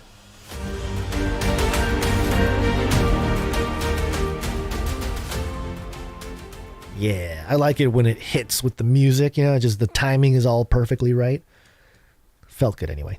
Thank you very much, the Sentinel, as he continues with his microfiction. They all string together, folks. This is one big puzzle. Canary Cry News Talk, especially the producers coming with their talent. Thank you very much to all of you who did so. It really does boost the show. It's all content, folks. It's good content. It's your content here, where you get to really just show off your skills and laugh with us, but also, bring a little bit of joy as we go through the world going pretty wild and crazy and everything else. So thank you so much. Let's move on to the last segment of the show. And speaking of all the things we've talked about today, UFOs. You don't know what you're looking at. What's driving that thing? It's not a space alien. Aliens. It's unidentified. There's footage and records of objects in the skies that we don't know exactly what they are. DailyMail.co.uk, but it's really all over the place. Exclusive dramatic video of UFOs over the Pacific are revealed as expert pilots describe seeing bright lights moving in racetrack circles over the summer, but say their employers told them to keep quiet. Ooh. A series of strange UFO incidents over the Pacific Ocean this summer were captured on video and in high air traffic control recordings after sightings by dozens of pilots. Experienced captains and one former F-18 pilot told DailyMail.com they saw bright lights moving in elongated circles or racetracks for hours high in the sky while they flew on routes from Japan and Hawaii towards the U.S. West Coast in August and September. The incidents were reported to the FAA, and a researcher obtained dramatic audio of the pilots calling in the strange sightings to Los Angeles Air Route Traffic Control Center, ARTCC. Pilots also attempted to film from their cockpits the group of between 3 and 5 bright objects, which appeared to fly around in the area of the sky where the scoop of the Big Dipper constellation sits. And I've heard that before, too, that they sort of line up with stars or constellations before they start moving around. It's a common thing that we've heard about the UFOs in general. Now, I have the clip here, and I'll play it. It's about 51 seconds. I edited parts of it. If there's some parts that are hard to hear, I can repeat it. There's text on screen for those who are following along there. So, and I'll talk a little bit about the actual sighting itself. But here's the audio. I believe this is one of the pilots from his cockpit in communication with the ARTCC. Okay, there it is. And there, barely see it. Oh, dang it, went away. Okay, before we continue, what you're seeing is sort of the clouds and up above. It's a higher vantage point, so it looks like it's from the cockpit, and it's blurry, but it's a ball of light, and then it sort of what's the word? It moves and disappears, and I have to say, anytime I've seen these lights in the sky, I've seen a few of them. Of course, my immediate thought is it a star? Is it an airplane? Is it Starlink? I try to go through the rational stuff. I never jump on the, hey, I saw a UFO thing, because there's a lot of different things that it can be. But the ones that I've seen that make me go, huh, they all do the same thing. They're there. They almost look like stars. They're just sitting there. They're kind of like bright stars, and then they move as if they are moving back up, like sucked away. And the light, it doesn't move like sideways or whatever. It moves like away, like towards the firmament or outer space or whatever. It goes that way, and it just disappears. And the visual that we get here from these guys here are very much, it's like that. It kind of goes away. It gets sucked away, which is very interesting. But anyway, I'll continue the clip here. Dang it, went away.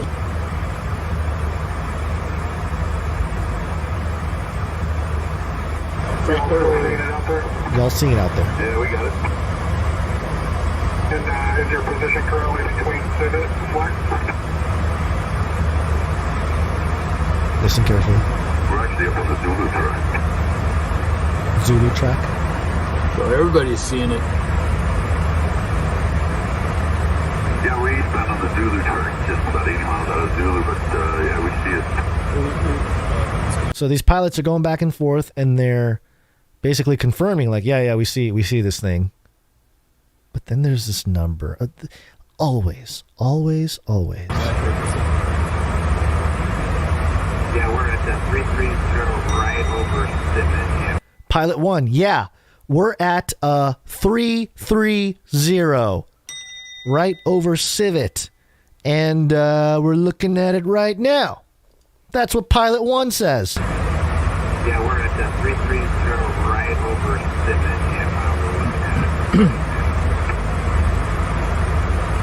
it. So even though in the video footage here you can't see it anymore from this particular pilot, clearly other pilots were seen. They were in communication. And when they're calling out their location, they're at 330, right over Civet. Of course they are. Very interesting. 2 of the pilots can be heard. We just played the clip, so there you go. The pilot described seeing maybe 3 aircraft there, then called ARTCC 23 minutes later, stating there are now like 7 of them, and estimated that they were at least 5 or 10,000 feet above us. Wait a minute. Hold on. Okay, hold on. The quote from the pilot is, there's now like 7 of them, and at least 5. Oh, okay. Okay, so like 5,000 or 10,000 feet above us. Okay, because when he said he's at least 5 or 10,000 feet above us, it's like, it's kind of a big range there, buddy. I think you'd notice if he was 5 feet above you as opposed to 10,000. But okay, 5,000 and 10,000 is what he meant. Okay. Asked to elaborate by the controller, the rattled Hulsey added, Hulsey is the pilot, quote, "They just keep going in circles. I was an F-18 pilot in the Marine Corps, and I'm telling you, I've done many intercepts. I've never seen anything like this." End quote. At certain times of the day, satellites can reflect the sun and appear to pilots as bright lights in the sky, but the expert aviators say they believe the circular movement and duration of the sighting, some for hours, ruled out satellites. Chris Van Voorhees, 63, told DailyMail.com he saw between 3 and 5 objects, far brighter than the stars around them, fading in and out with no discernible pattern and moving in a racetrack circular motion while he was flying from Honolulu to Los Angeles. In August, Van Voorhees, who has been flying since he was 14 and has 32,000 hours experience, he's working on that 33,000th hour, said the objects appeared to be in Earth's orbit or even further out in space, given their continued position near to the Big Dipper constellation as he flew over the ocean for hours. The other airlines were saying, "Hey, are you seeing what we're seeing?" the veteran pilot said. There were lights that would come on very bright. You would see them move and then they would go out. If I had to be in a very, very high orbit or actually even out in space, quite a ways away from anything that a satellite would be, because every time we were seeing it, it was in the lower right-hand corner of the Big Dipper, no matter where we were in the world. Interesting. Again, just these positions in the sky and just sort of the connection to constellations, which has its connections to astronomy and astrology, like astrological significance, I think, with mythology. There's definitely some ties there, and I'm not going to claim to know everything about everything, but I'm just going to say that there's always been sort of a connection.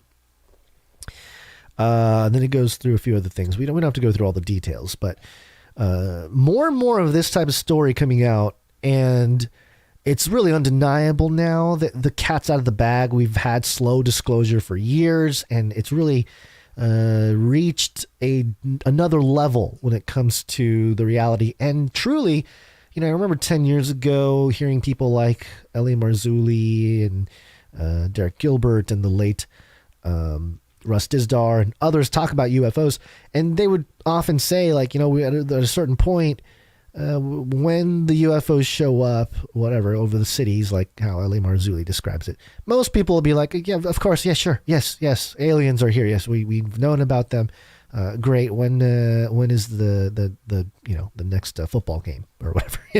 Like, they're just going to go back to their own thing. I think we're closer to that. It must be a scale. Because if that is true, if that kind of scenario is true, whether it's real, I don't think it's real aliens, but whether they present it like that or present it in another way, it is indicative of the desensitization happening to society. Because I really think a lot of people would be like, oh, yeah, of course. But also back to my fantasy football or something. Here's another clip from that same recording of one of the pilots. 22-second clip here. Somebody tries to say that maybe this is SpaceX or the Perseids meteor shower. Listen to the response from the pilots. It's either the SpaceX satellites or maybe it's the Perseus. There's a Perseus meteor shower this week. It's not a satellite and it's not a meteor.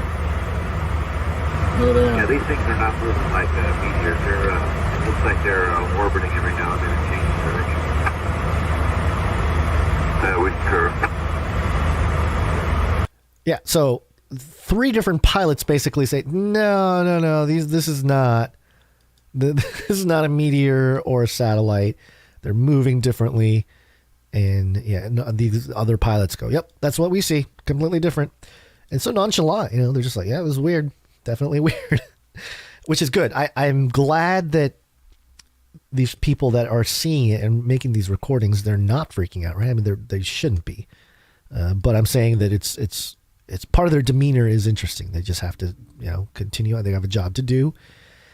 And this leads me to the final story here from Big Think, which is sort of a scientific think tank outlet. Headline, Why Science Suddenly Has a Lot to Say About UFOs and UAPs. Oh, okay. Suddenly, science wants to get in on the UFO talk. Why would that be? Let's see what they say. Excuse me.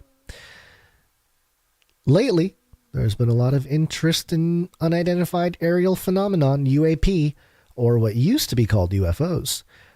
Of course, when the intelligence comes in to do their revealing, they have to put their stamp on it. They got to put their categorization on it. UAP, not UFOs. UFOs got too much people power, independent people power talking about it. We got to control the conversation. So we reset the SEO. We come up with our own thing, UAP. The fascination has not been limited to the general public. It is increasingly spreading among scientists as well. Yeah, this would be a good one to ask Fauci, What do you think about the alien, not the aliens, the UAPs there, Fauci? Oh, I've been in one. Oh, I was a spot. Lizard people choke him out. Okay, sorry. I don't know where that came from. I've been talking for a long time. When Basil's not here, I just continue to talk without stopping. So you never know what is going to come out of my mouth. Lord, protect me, please. Reports of mysterious objects in the sky are nothing new, of course. They have been occurring since ancient times. Yes, it has, Big Think. But traditionally, most scientists have not taken the subject seriously. Why is that? Yeah, why is that? One reason is that more than 90% of observations can be easily explained. Okay, that makes sense. Swamp gas could mistake the interdimensional craft as some kind of swamp gas, or mistake a swamp gas as an interdimensional craft. You get what I'm saying. The people think they're seeing UFOs, but really it's just some stuff that can be explained. 90% of the time, that's the case. So what do scientists think about that? Well, it's not worth my time. I'm not going to worry about the 10% of the time people observe something and there's something to it. Because also, add to this the giggle factor surrounding this topic. The giggle factor. For scientists, the stigma connected with such research can have serious consequences for your career. The unfortunate result is that observations without easy explanations typically remained unexplained. Yeah. We've talked about this too. Just in general, the topics that are not allowed to be discussed get ridiculed, or there's a culture that gets created, a very intolerant culture. And we've seen that with all other issues in education, but especially in science, if you're trying to be a serious scientist, if you're trying to be Neil deGrasse Tyson, then you can't really entertain the topic because it's just unidentified flying phenomenon of object breaking or seemingly breaking the laws of physics. It's an impossibility. Sipping their tea with their pinky up. It's just, there's this real elite ivory tower mentality to this whole thing. But I continue. The situation may be changing, however. Following up on its 2021 report about UAP, the Pentagon has created a new all-domain anomaly resolution office with the objective, quote, to synchronize efforts across the Department of Defense and with other U.S. federal departments and agencies to detect, identify, and attribute objects of interest in, on, or near military installations, operating areas, training areas, special use airspace, and other areas of interest, and, as necessary, to mitigate any associated threats to safety of operations and national security. This includes anomalous, unidentified space, airborne, submerged, and transmedium objects. Yeah. Whew. Yep, we've talked about the All-Domain Anomaly Resolution Office, but isn't it interesting how the conversation changes, the attitude, this giggle factor, UFO research. As soon as the government steps in and says, we're going to call it UAP, we're going to create the All-Domain Anomaly Resolution Office, and we have this big agenda to calibrate all of the intelligence agencies under one purview when it comes to the topic of unidentified aerial phenomenon. And all of a sudden they're like, hey, I can make money? I can make money doing this government program? Yes. And then no time to giggle. Time to peddle whatever I'm told. NASA also is weighing in, of course. The agency's own study of UAP is due to get underway this fall.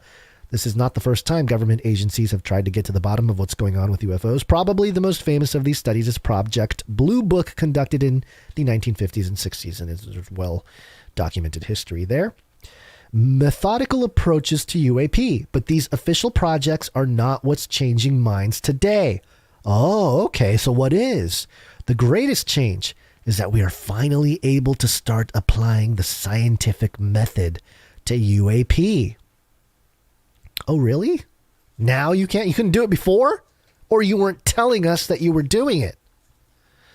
I suggest, my opinion, that it is the latter. They've been doing whatever they found or whatever. They've been doing this for so long. This whole coming out party, this, revealing the apocalypse of the secret space program and all that kind of stuff going mainstream here. This is all very obvious if you've been looking at what the hidden hand of government and those types have been doing for at least decades. Why do we have such advancements in technology? I'm sure it's just a coincidence. Okay, so it's because we have more scientific evidence to back up the UAPs. This method becomes clear in the Pentagon report. Quote, most of the UAP reported probably do represent physical objects, given that a majority of UAP were registered across multiple sensors, to include radar, infrared, electro-optical, weapon seekers, and visual observation. End quote. While eyewitness reports can easily be dismissed as optical illusions, it is harder to explain away something observed using different methods and covering different parts of the spectrum.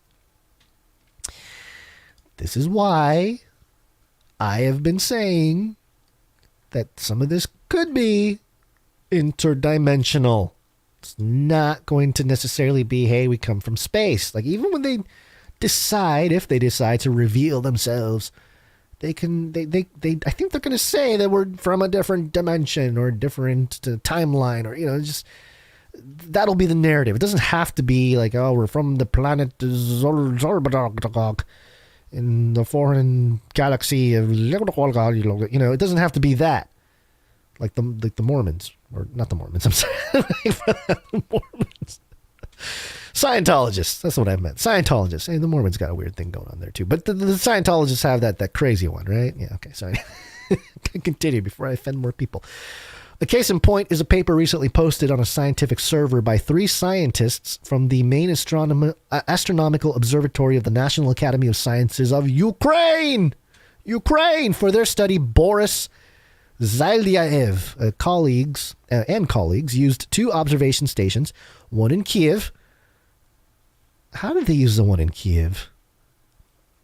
You'd think all those bombs and all the nuke smoke would obscure the view of the but okay, all right.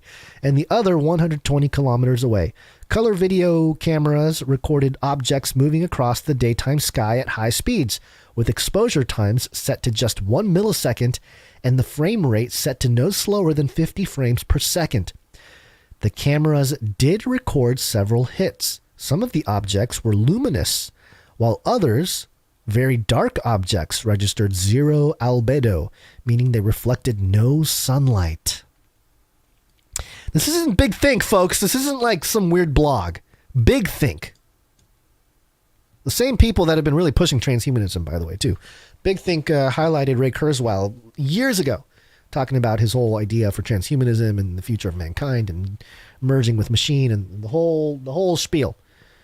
So it's a long time coming, but yeah, now they're pushing into the UFO stuff and they're talking about it as if, there's scientific foundation to all this. What all the objects shared in common, though, was that they were moving at extremely high velocities, up to 282 kilometers per second. Compare that with the Earth's escape velocity of 11.2 kilometers per second, which is the speed required to overcome our planet's gravity and escape into space.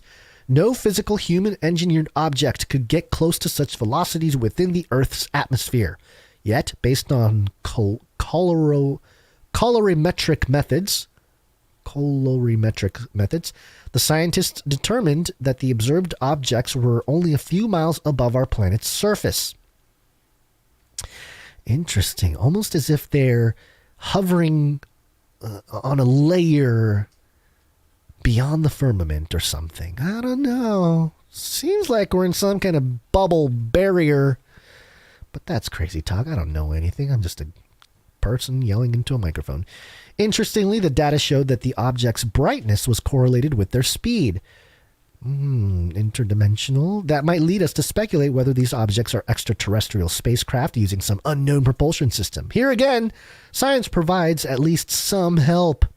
Based on papers such as one published in 2010 by Harold Putoff from the Institute of Advanced Studies at Austin in Texas, we can theorize what the signatures of exotic propulsion systems might be.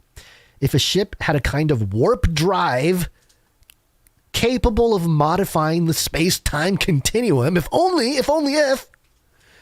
nearby observers might see a blue shift toward higher frequencies of light, observe time running faster, and feel the presence of anti-gravitational forces.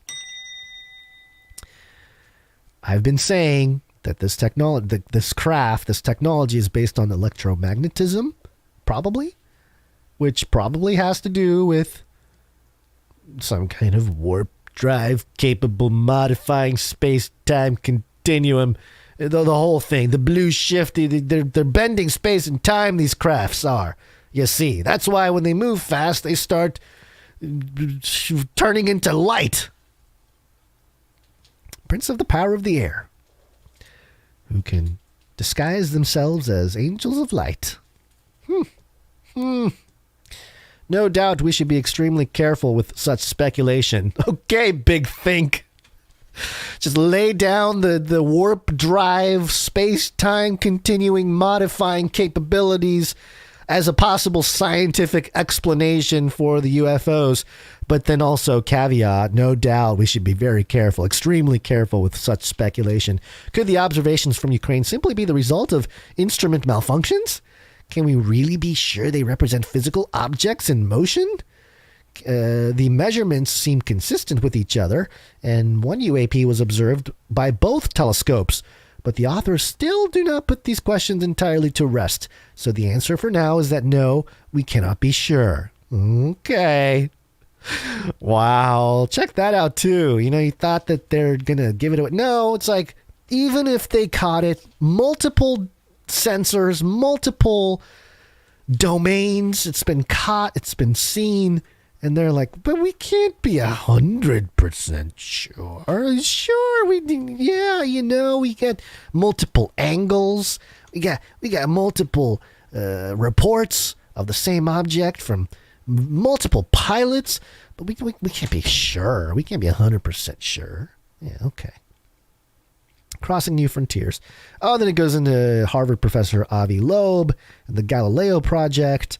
And all of the infrastructure, the history of it a little bit, but also the infrastructure being built out as a way, I think, to have more of a systematic revealing where our governments themselves sort of begin to merge with mythology, with the supernatural.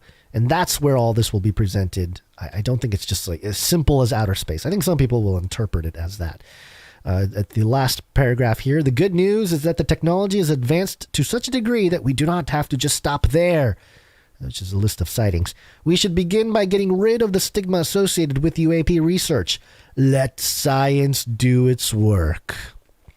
I don't know what we will find. We might at least discover some previously unknown natural phenomena similar to sprites and elves. What do you know, Big Think? Seriously, Big Think, what do you know? Why would you say let science do its work and then follow it up with, well, who knows, we might discover natural phenomenon like sprites, and elves. But the payoff could be much greater. Solid evidence that we are not alone in the universe. Ah, yes, all goes back to that narrative, which, again, this is a part of the narrative construction here. And the UFO topic we will keep track of. It has obviously gone mainstream entirely. And I also left the link in the show notes for the U.S. Department of Defense, defense.gov. The DoD announces the establishment of the All Domain Anomaly Resolution Office. That was back in July of 2022. And, of course, in that document, it outlines what they would like to do. Number 1, surveillance, collection, and reporting. Number 2, system capabilities and design. Of what? Craft that is able to bend space-time? Number 3, intelligence operations and analysis. Number 4, mitigation and defeat. Number 5, governance. Number 6, science and technology. You know, for a government program, I think they're getting lazy. They're like, come up with 6 things. It's like, we can really only come up with like 3.5 really good ones. So for number 5, we'll do governance. We are the government, but we'll put on paper. Number 5 is we got to do government. We need governance. And then 6, what are we? We're the Office of All Domain Anomaly Resolution. Science and technology. Put that on the list. Number 6, we're going to do science and technology. I'm sorry, folks. I'm a little loopy at the end of the show here, but it is pretty ridiculous when they're like, well, our objective is government. Our objective is science and technology. It's like they're saying things without saying nothing. So there you go. That's a show, folks. Thank you for all of you who have stuck it out. We appreciate you. We're going to take a quick moment to thank some more producers who contributed with their time, starting with the Clippies. Flippy. Clipping all those videos. Thanks. Emsworth, Fayliver, and Epsilon, thank you for your contributing your time as producers of Canary Cry News Talk, making all those clips for the Canary Cry Clips channel. And we're grateful for you for doing that. If you're listening out there, use this as a resource. I know it's hard to sometimes find the timestamps and everything of all the stories that get reported. So it's a really important service to the entire community. So thank you very much to our Clippies. And speaking of timestamps, Timestamp, it's hard work. Timestamp certainly is hard work. And for episode 549, I believe, I'm not 100% sure here. I think Christine C. was the one who did the timestamps. So if that's you, Christine C., thank you very much. Appreciated. Very much appreciated for your time, spending the time to do the timestamps. Thank you very much. We also have social media. The social media consultant. Thanks so much. social media.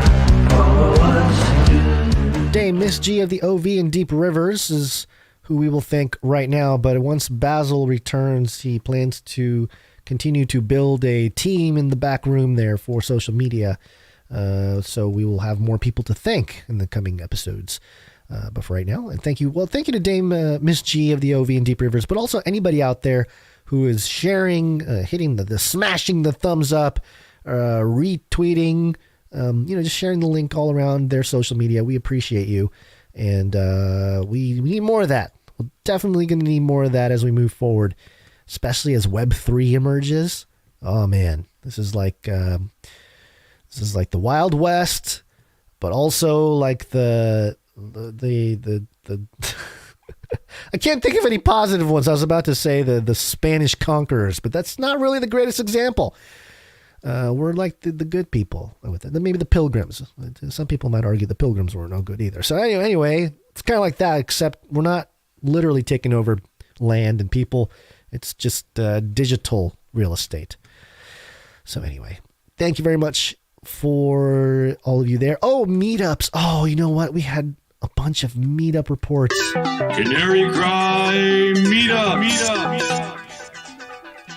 Go to canarycrymeetups.com and look for meetups that are happening near you. Tomorrow, we have a meetup that is headed by Dame Miss G of the OV and Deep Rivers, the Ottawa Valley meetup at the Arnprior, in Arnprior, right? Yeah, in Arnprior, if I'm saying that right.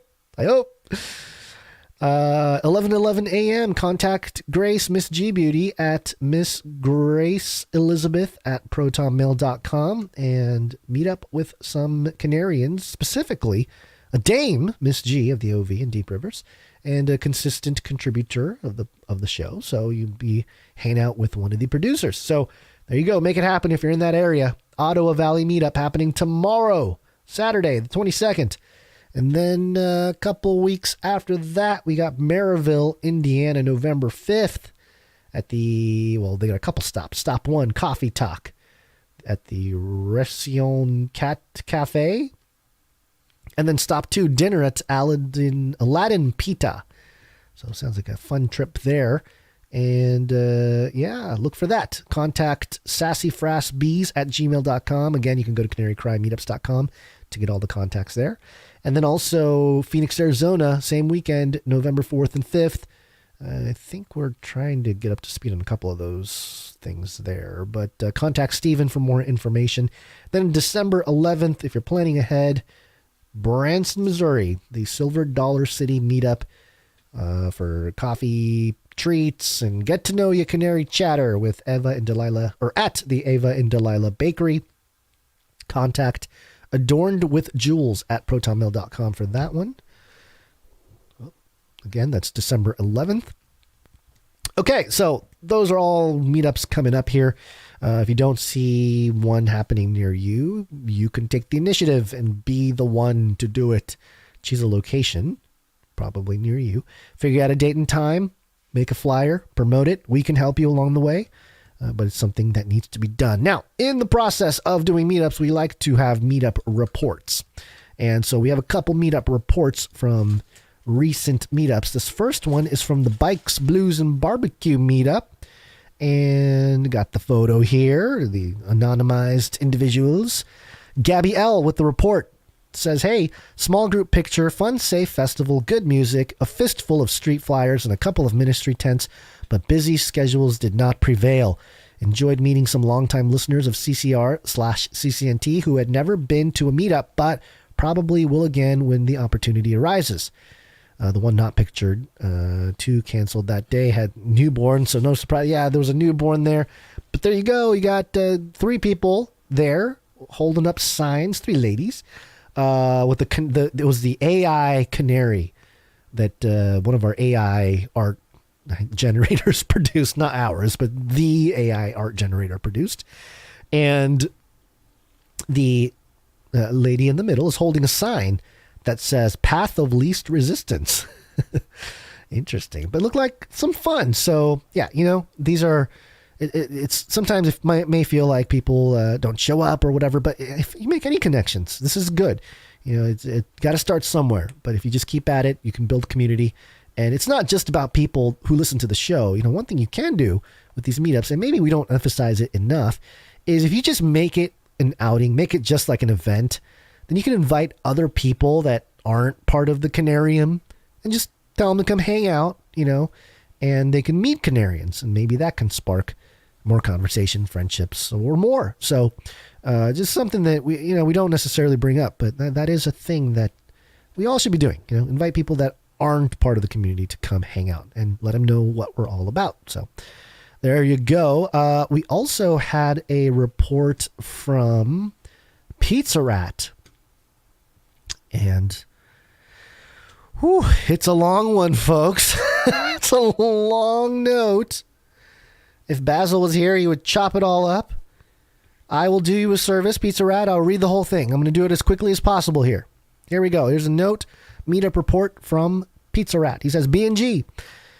This year for the meetup, I had planned to send the picture of a note in the dead language because it's much more personal, but it didn't send. Also, Marty, that's Marty B, gave me a laptop so I can actually compose a letter by typing rather than writing it out by hand or pecking out one character at a time on my phone. You have no idea how much of a blessing that is. Well, that's great that Marty B was able to offer that to you. My penmanship is actually pretty good, but I had forgotten how much I love writing by keyboard. I actually went to school to write, but have had no way to do so in nearly a decade. This means two things. You too will be submitted to my incredibly wordy and long-winded writing style. Yes. And the man will have to deal with the minor inconveniences of my ant-like attacks upon his toes. I have little else to offer to our collective of free thinkers, the Canarium and beyond, a widow's mite, if you will, but I intend to hurl it futilely at Big Brother. All that to say, a huge thank you to Marty B for giving me a weapon or a method of writing. For example, you can now expect an even more detailed report of Replica. I spent enough time researching it that with just a little side reading, I believe that I could produce a fairly detailed expose. One paragraph down, just a few more to go. I had 11 in attendance this year, and for the second time an occult or mystical number. Funny, I was a little disappointed at first because of the low turnout, but in hindsight, it's really better that way. Not only would I have been overwhelmed by a large number or large turnout, but I find it easier to evaluate people in smaller groups than large ones. Sure, yes, I agree with you. Mostly they're Pizza Rat, but also Pizza Rat evaluating people. What are you, the Central Intelligence Agency? Are you evaluating people on behalf of the U.S. government? What is going on here? Is this a tell? Prove it to us. I'm kidding. I'm just joking. The note continues. Marty B's crew was the largest as he brought all of his grandchildren. Again, Marty did not bring his guitar, so no matter how much we pressed him, we did not get an MTV unplugged version of the People's Zoo. Aw, bummer. Marty B. I thought Marty B would have like a guitar just in his back pocket. You know, you can be out in the middle of the desert, you know, and they're like, oh, I wish we had something to get our minds off of this dry land that we are moving through. And then he just pulls it out from his back pocket, you know, unfolds it. You know, maybe he's got to blow into a straw or something to inflate it, and then boom, he's got his guitar. We're jamming. Maybe not. Soylent Green brought family too this year, including Mom, who is an avid listener of CCNT. Hi, Soylent Green's mom. And attended last year. We've become friends, and that friendship has been invaluable. Lacey F. camped out with me for 2 days. She is a sweet lady who is well-traveled and knowledgeable. Our talks were extensive and illuminating. Nobody wanted to take pictures that would be shown online, and we were not all together at one time to make an audio recording. That's okay, by the way. If you're not all together, if you do take it in snippets, there is something called editing, and we can make it sound like you're all in one place. So a letter seemed to be the only way to go. Thanks, Basil and Gons, again for making this possible. Without you, I'd still be wondering if I was the only person who ever woke up in Pikeland. I do have one thing to report that isn't really positive. Well, that's not good. Though it is only a failing within myself. I don't feel worthy, really, in putting on these meetups. Perhaps worthy is not the correct description, since none of us are really worthy of him or his work. I mean that I am unfit. I'm a young Christian who has been wrestling with my past and don't feel like I'm a good example to be set before people. One person who contacted me last year saw a picture of a beer on my Instagram and discontinued contact with me. Oh no, is that because of the beer? I don't know, that's a weird reason to just like stop. I mean, unless they had like alcoholism and, you know, you were triggered that way or something. But I don't know, hopefully that was the case and not, you know, some kind of faith thing. Let's see, where is earlier this year, someone contacted me at random and asked about future meetups. I wasn't doing well and was angry, away from the Lord, and had discontinued listening to CCNT. I responded very rudely. I feel I owe an apology to them and to the entire Canarium for this. I've never been someone who was in any sort of position to be looked to for anything before. It's different, you know? I couldn't actually remember doing this until I found the email I sent in my folder. Occasionally, the old man and angry little punk comes out. Now, this guy was much more driven, disciplined, and organized than I am, and so I sometimes struggle with the fact that he had to go. I realize that I may have to be totally destroyed to be rebuilt as a new man. Yeah, that's okay, Pizza Rat. We're all going through that journey. And the great hope here is it's not so much that we're going to figure it out like while we're here. It's that the completion of that restoration happens at the resurrection of the saints. So that's something to look forward to. So, we're in this struggle. We see through a glass darkly, all those things. But it's okay. I think that, having your sort of hesitation as a leader, you're just an organizer. You're really just organizing a meetup. So, you can do as much or as little as you'd like in terms of really leading the conversation. But, I don't discourage that. And I wouldn't be discouraged if I were you, Pizza Rat, because, you did take a step of faith in putting on these meetups, and it does take a little bit of commitment, and you do get put on the spot in a certain sense and in certain topics, maybe, or questions that come up. But that's only going to help you grow, and it creates accountability. So that's good too. So, overall it's something positive. But I can understand being uncomfortable about it. I certainly have done my share of events or committed to certain things. And then you go in there and you're like, oh my gosh, I don't know. I don't know what I'm doing. But you just kind of get through it and you learn and you get better. So don't be discouraged, Pizza Rat. Okay, he continues on here. The worst aspect is, I realize that I may have been totally destroyed to be rebuilt. The worst aspect still holding on, whilst the best aspect of what that guy are gone. Perhaps I have not fully submitted to God. These are questions that I am grappling with. Perhaps this is more of a Ravel conversation, and so I digress. I think it's more of a Joyspiracy theory conversation, but it's okay. Until I have answers to these and other questions, which are even more personal, I don't intend to host an official Canary Crime meetup. Oh, it's a bummer. I think we have decided to meet on the DL more often anyway. That's down low. Again, I have to offer my sincere apologies. I do not intend to do anything further that would reflect badly upon you, Gonzo, or Basil, nor upon the Canarium or the Lord himself. Perhaps this will serve as a throwing down of the gauntlet to those Pikeland Canarians who have not yet shown themselves or stepped up to put on a meetup themselves. Furthermore, I am poor and I live on restaurant wages.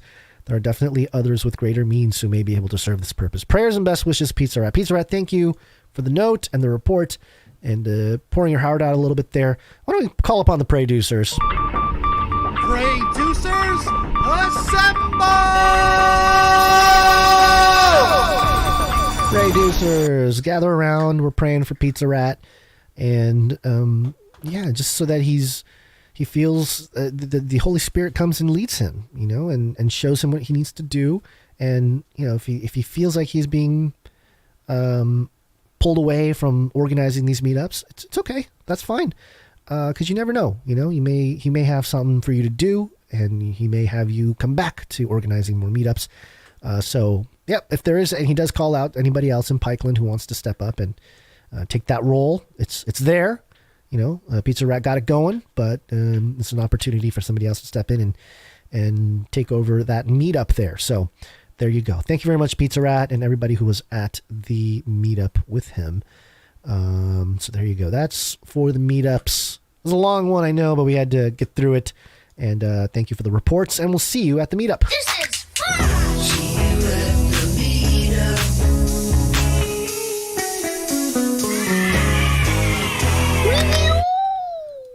I don't know what I'm supposed to do with the reviews. We're stuck, at least in the American version, 725 ratings. We have to read a bunch of them. We're behind on that. That's Basil's thing. But you just decided that it's his birthday and family is more important, and so we're not. I guess we're not that part of his family. Oh, you know what? I totally forgot. SpeakPipe. I forgot SpeakPipe today. Oh no. Okay, you know what? I can do it real quick. Couple SpeakPipes to catch up with. It was because the Gale thing kind of threw me off. But okay, not your fault, Gale. I'm talking about me. I messed up on the order. But let's do a couple SpeakPipes here. Please leave a message after the tone. At the tone, please record your message. Leave a message, beep. Message. Go to canarycrynewstalk.com, look for a green tab on the right side or the bottom, click on it. It'll open up a little pop-up where you can record a message of up to 90 seconds. And that gives us the right to play it or not.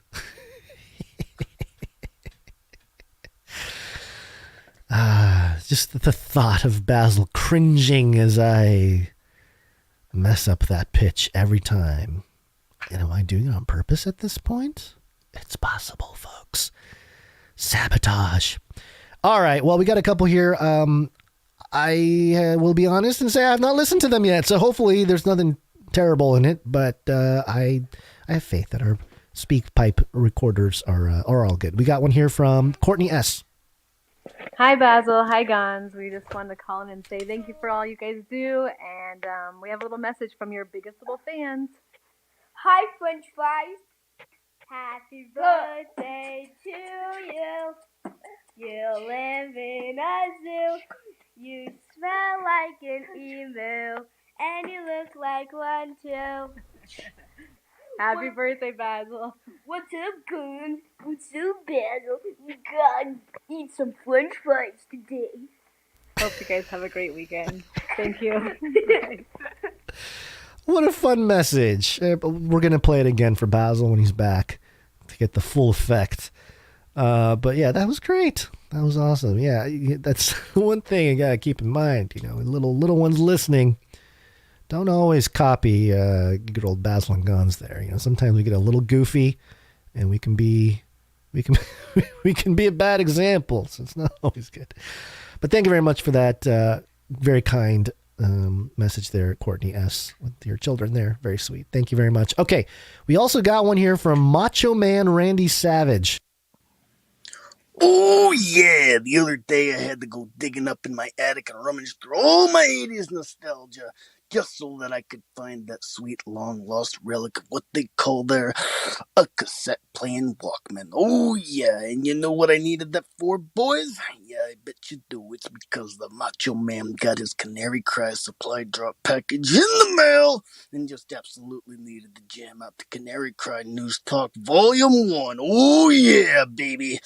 Oh, it feels like I'm back in the 80s and back on steroids. Yeah, baby. Now I got some new tunes to work out to, and these biceps have never been more swollen all my life. Oh, yeah.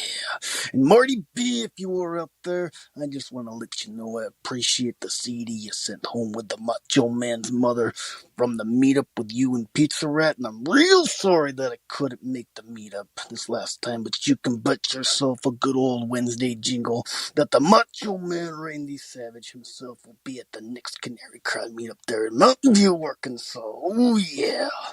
Basil and Gons, thanks for all the goodies. Love you guys, and keep on rattling cages. Thank you very much, Macho Man Randy Savage. One of my favorite wrestlers growing up. And it seems like he's going to our meetup. So why aren't you going to? If Macho Man Randy Savage has the wherewithal and the time and the energy and the commitment to go to the Canary Cry meetups, although he didn't make this last one, I guess, then you got no excuse, folks. You know, he's going to have bigger biceps and be at Canary Cry meetups. Which, by the way, I heard a story the other day. I don't remember what I was listening to. I'm not even sure where I heard it.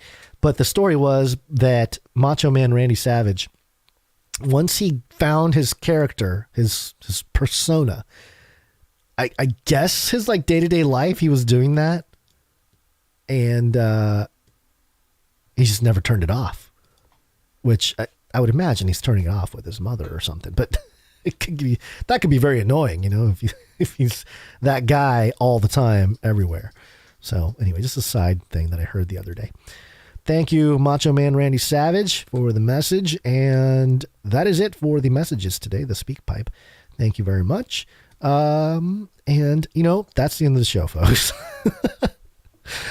Oh, man, doing it solo for the last... Well, it wasn't solo this week, but just it feels like a lot the last couple weeks. So we appreciate your patience and, just accepting the fact that it's just a lot of Gons ranting and raving about all sorts of issues. So I appreciate your patience and also your ability to stick it out when things get long and windy like it is right now. All right. Well, please do continue to share the show with friends and family. This is one of those shows that It's a little bit different, of course. It's a family atmosphere, but it's also a little crazy. You know, they appear crazy, I will say. We're not crazy. We appear crazy or can appear crazy upon first glance. We're not really shiny and so mainstream and all that kind of stuff. We're a little bit more indie when it comes to that. But also the way we think about the world is a little bit different as well. You know, everything is rooted in the Word of God, but also the stuff that's in the Word of God, you know, it seems pretty literal in many different ways, especially the eschatological passages, the eschatomics. Is the word that I'm trying to coin. I don't think anyone's going to really start using it, but it's okay. The eschatomics of the Bible, it seemed to be lining up with the many things that are unfolding in the world today. So we're coming at it at that approach. And it's all ancient, but it's all happening now again. Nothing new under the sun kind of thing. And there you go. So, yeah, share the show with friends and family because, you know, we just have a good time here. We're having fun and we're getting together. We're sharing these ideas and we're showing how to think about the news, you know, the mainstream news anyway, how to process it and sit through it or wade through it because it is pretty wild out there and we got to keep the main thing. Not every podcast does that. Or if they do, they're really peddling a political agenda or their, you know, sort of corporate agenda, or even if they are more independent, it's still, you know, party politics kind of stuff. You know, you get a lot of really, I'll just say it, you know, like shows like ours at the moment, at this point in the milieu of America and everything else, it's usually Republicans who have like the truther type of show. So, and it's coming around in a sort of the more inquiring, honest Democrats are also kind of coming to the table when it comes to these conversations that are a little bit more conspiratorial in approach or appearance. But in general, you know, it's sort of a right-leaning thing. So, and we don't do that. We don't push one political party over another. And that might be refreshing to somebody who's stuck listening to only analysis from that real partisan view on things. We certainly think it's important, but we also think that there is a divide and conquer thing happening here. The right-left paradigm being used as a pendulum to continue to shape and mold society through social engineering. And yeah. So if all that's too heavy, you can do something a little bit more simple by sharing the show with friends and family. You can ask them questions like, hey, what's the longest rally a robot arm has gone with a human in ping pong? And if they don't know, you can say, 340 hit rally. Oh, and I know that because I listened to Canary Cry News Talk, and they did it on a Flippy update. Because Flippy is the robot that flips hamburgers that you should know about. So, yeah, you can lure them in that way. Or, yeah, then they might think, oh, maybe I need to learn more about Google and ping pong. So there you go. That's one way to do it. There's another way to do it. It's called rattling. Oh, I guess that whole process is rattling cages in a sense, you know, because you're trying to shake them up, you know, and get them to pay attention. The end of the world occurred pretty much as we had predicted. I want to shake things up, stir up some controversy, rattle a few cages. Hey, stop that! You'll never silence me. I'm the last angry man, a crusader for the little guy. Leave the bird alone. Never. Rattle a few cages. Rattle a few cages. The human race will have every opportunity to improve. And if they don't? Ask Noah. Just ask Noah. Remember, the Ottawa meetup is tomorrow, and we will meet again on Monday, the 24th of October. It will be the anniversary of the establishment of the United Nations on that day. So yay, we can celebrate the UN together, you and I. And Basil will celebrate his birthday late, obviously, and the actual establishment of the UN in 1945. It'll be great. good time. And we can play the BitBoy crypto too. Really, we should make a bill. That's how we make that money. All right, just kidding. All right. That's it for the show. Thank you, everybody. Appreciate it. Thank you for being patient with me. Thank you for sitting through the show if you have. Love you all. Have a great weekend. And remember to think outside the cage.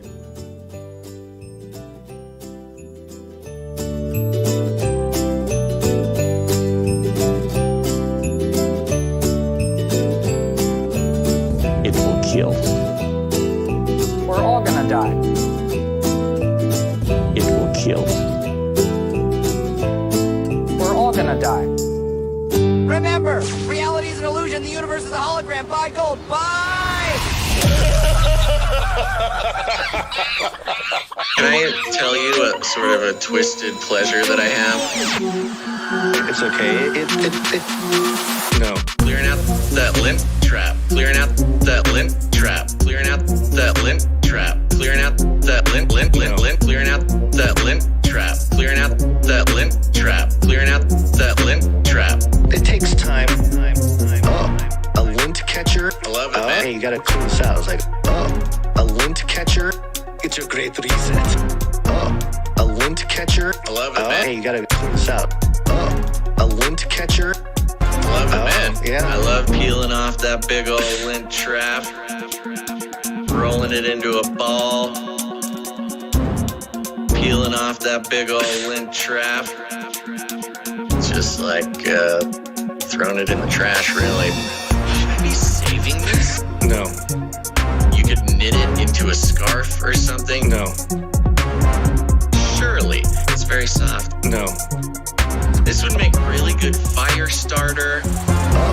You are a weird prepper. Hoarder. Like a weird guy, man. Weird prepper. Not normal, like a weird guy, man. Clearing out that lint trap. No. Clearing out that lint trap. Clearing out that lint trap.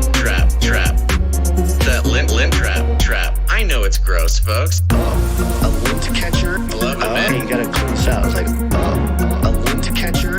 It's a great reset. A lint catcher. I love it, man. Hey, you gotta clean this out. A lint catcher. I love that. Doesn't work. I'm constantly having to remind myself to wear a pink shirt for the show. Constantly having to remind myself, save the dryer lint, use it as fire starter, knit a scarf, save the dryer lint.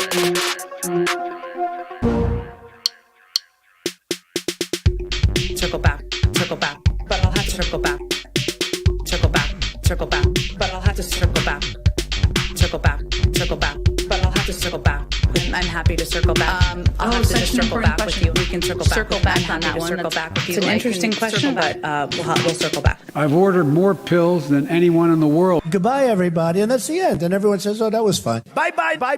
I'm out of here. Bye. CanaryCryRadio.com/support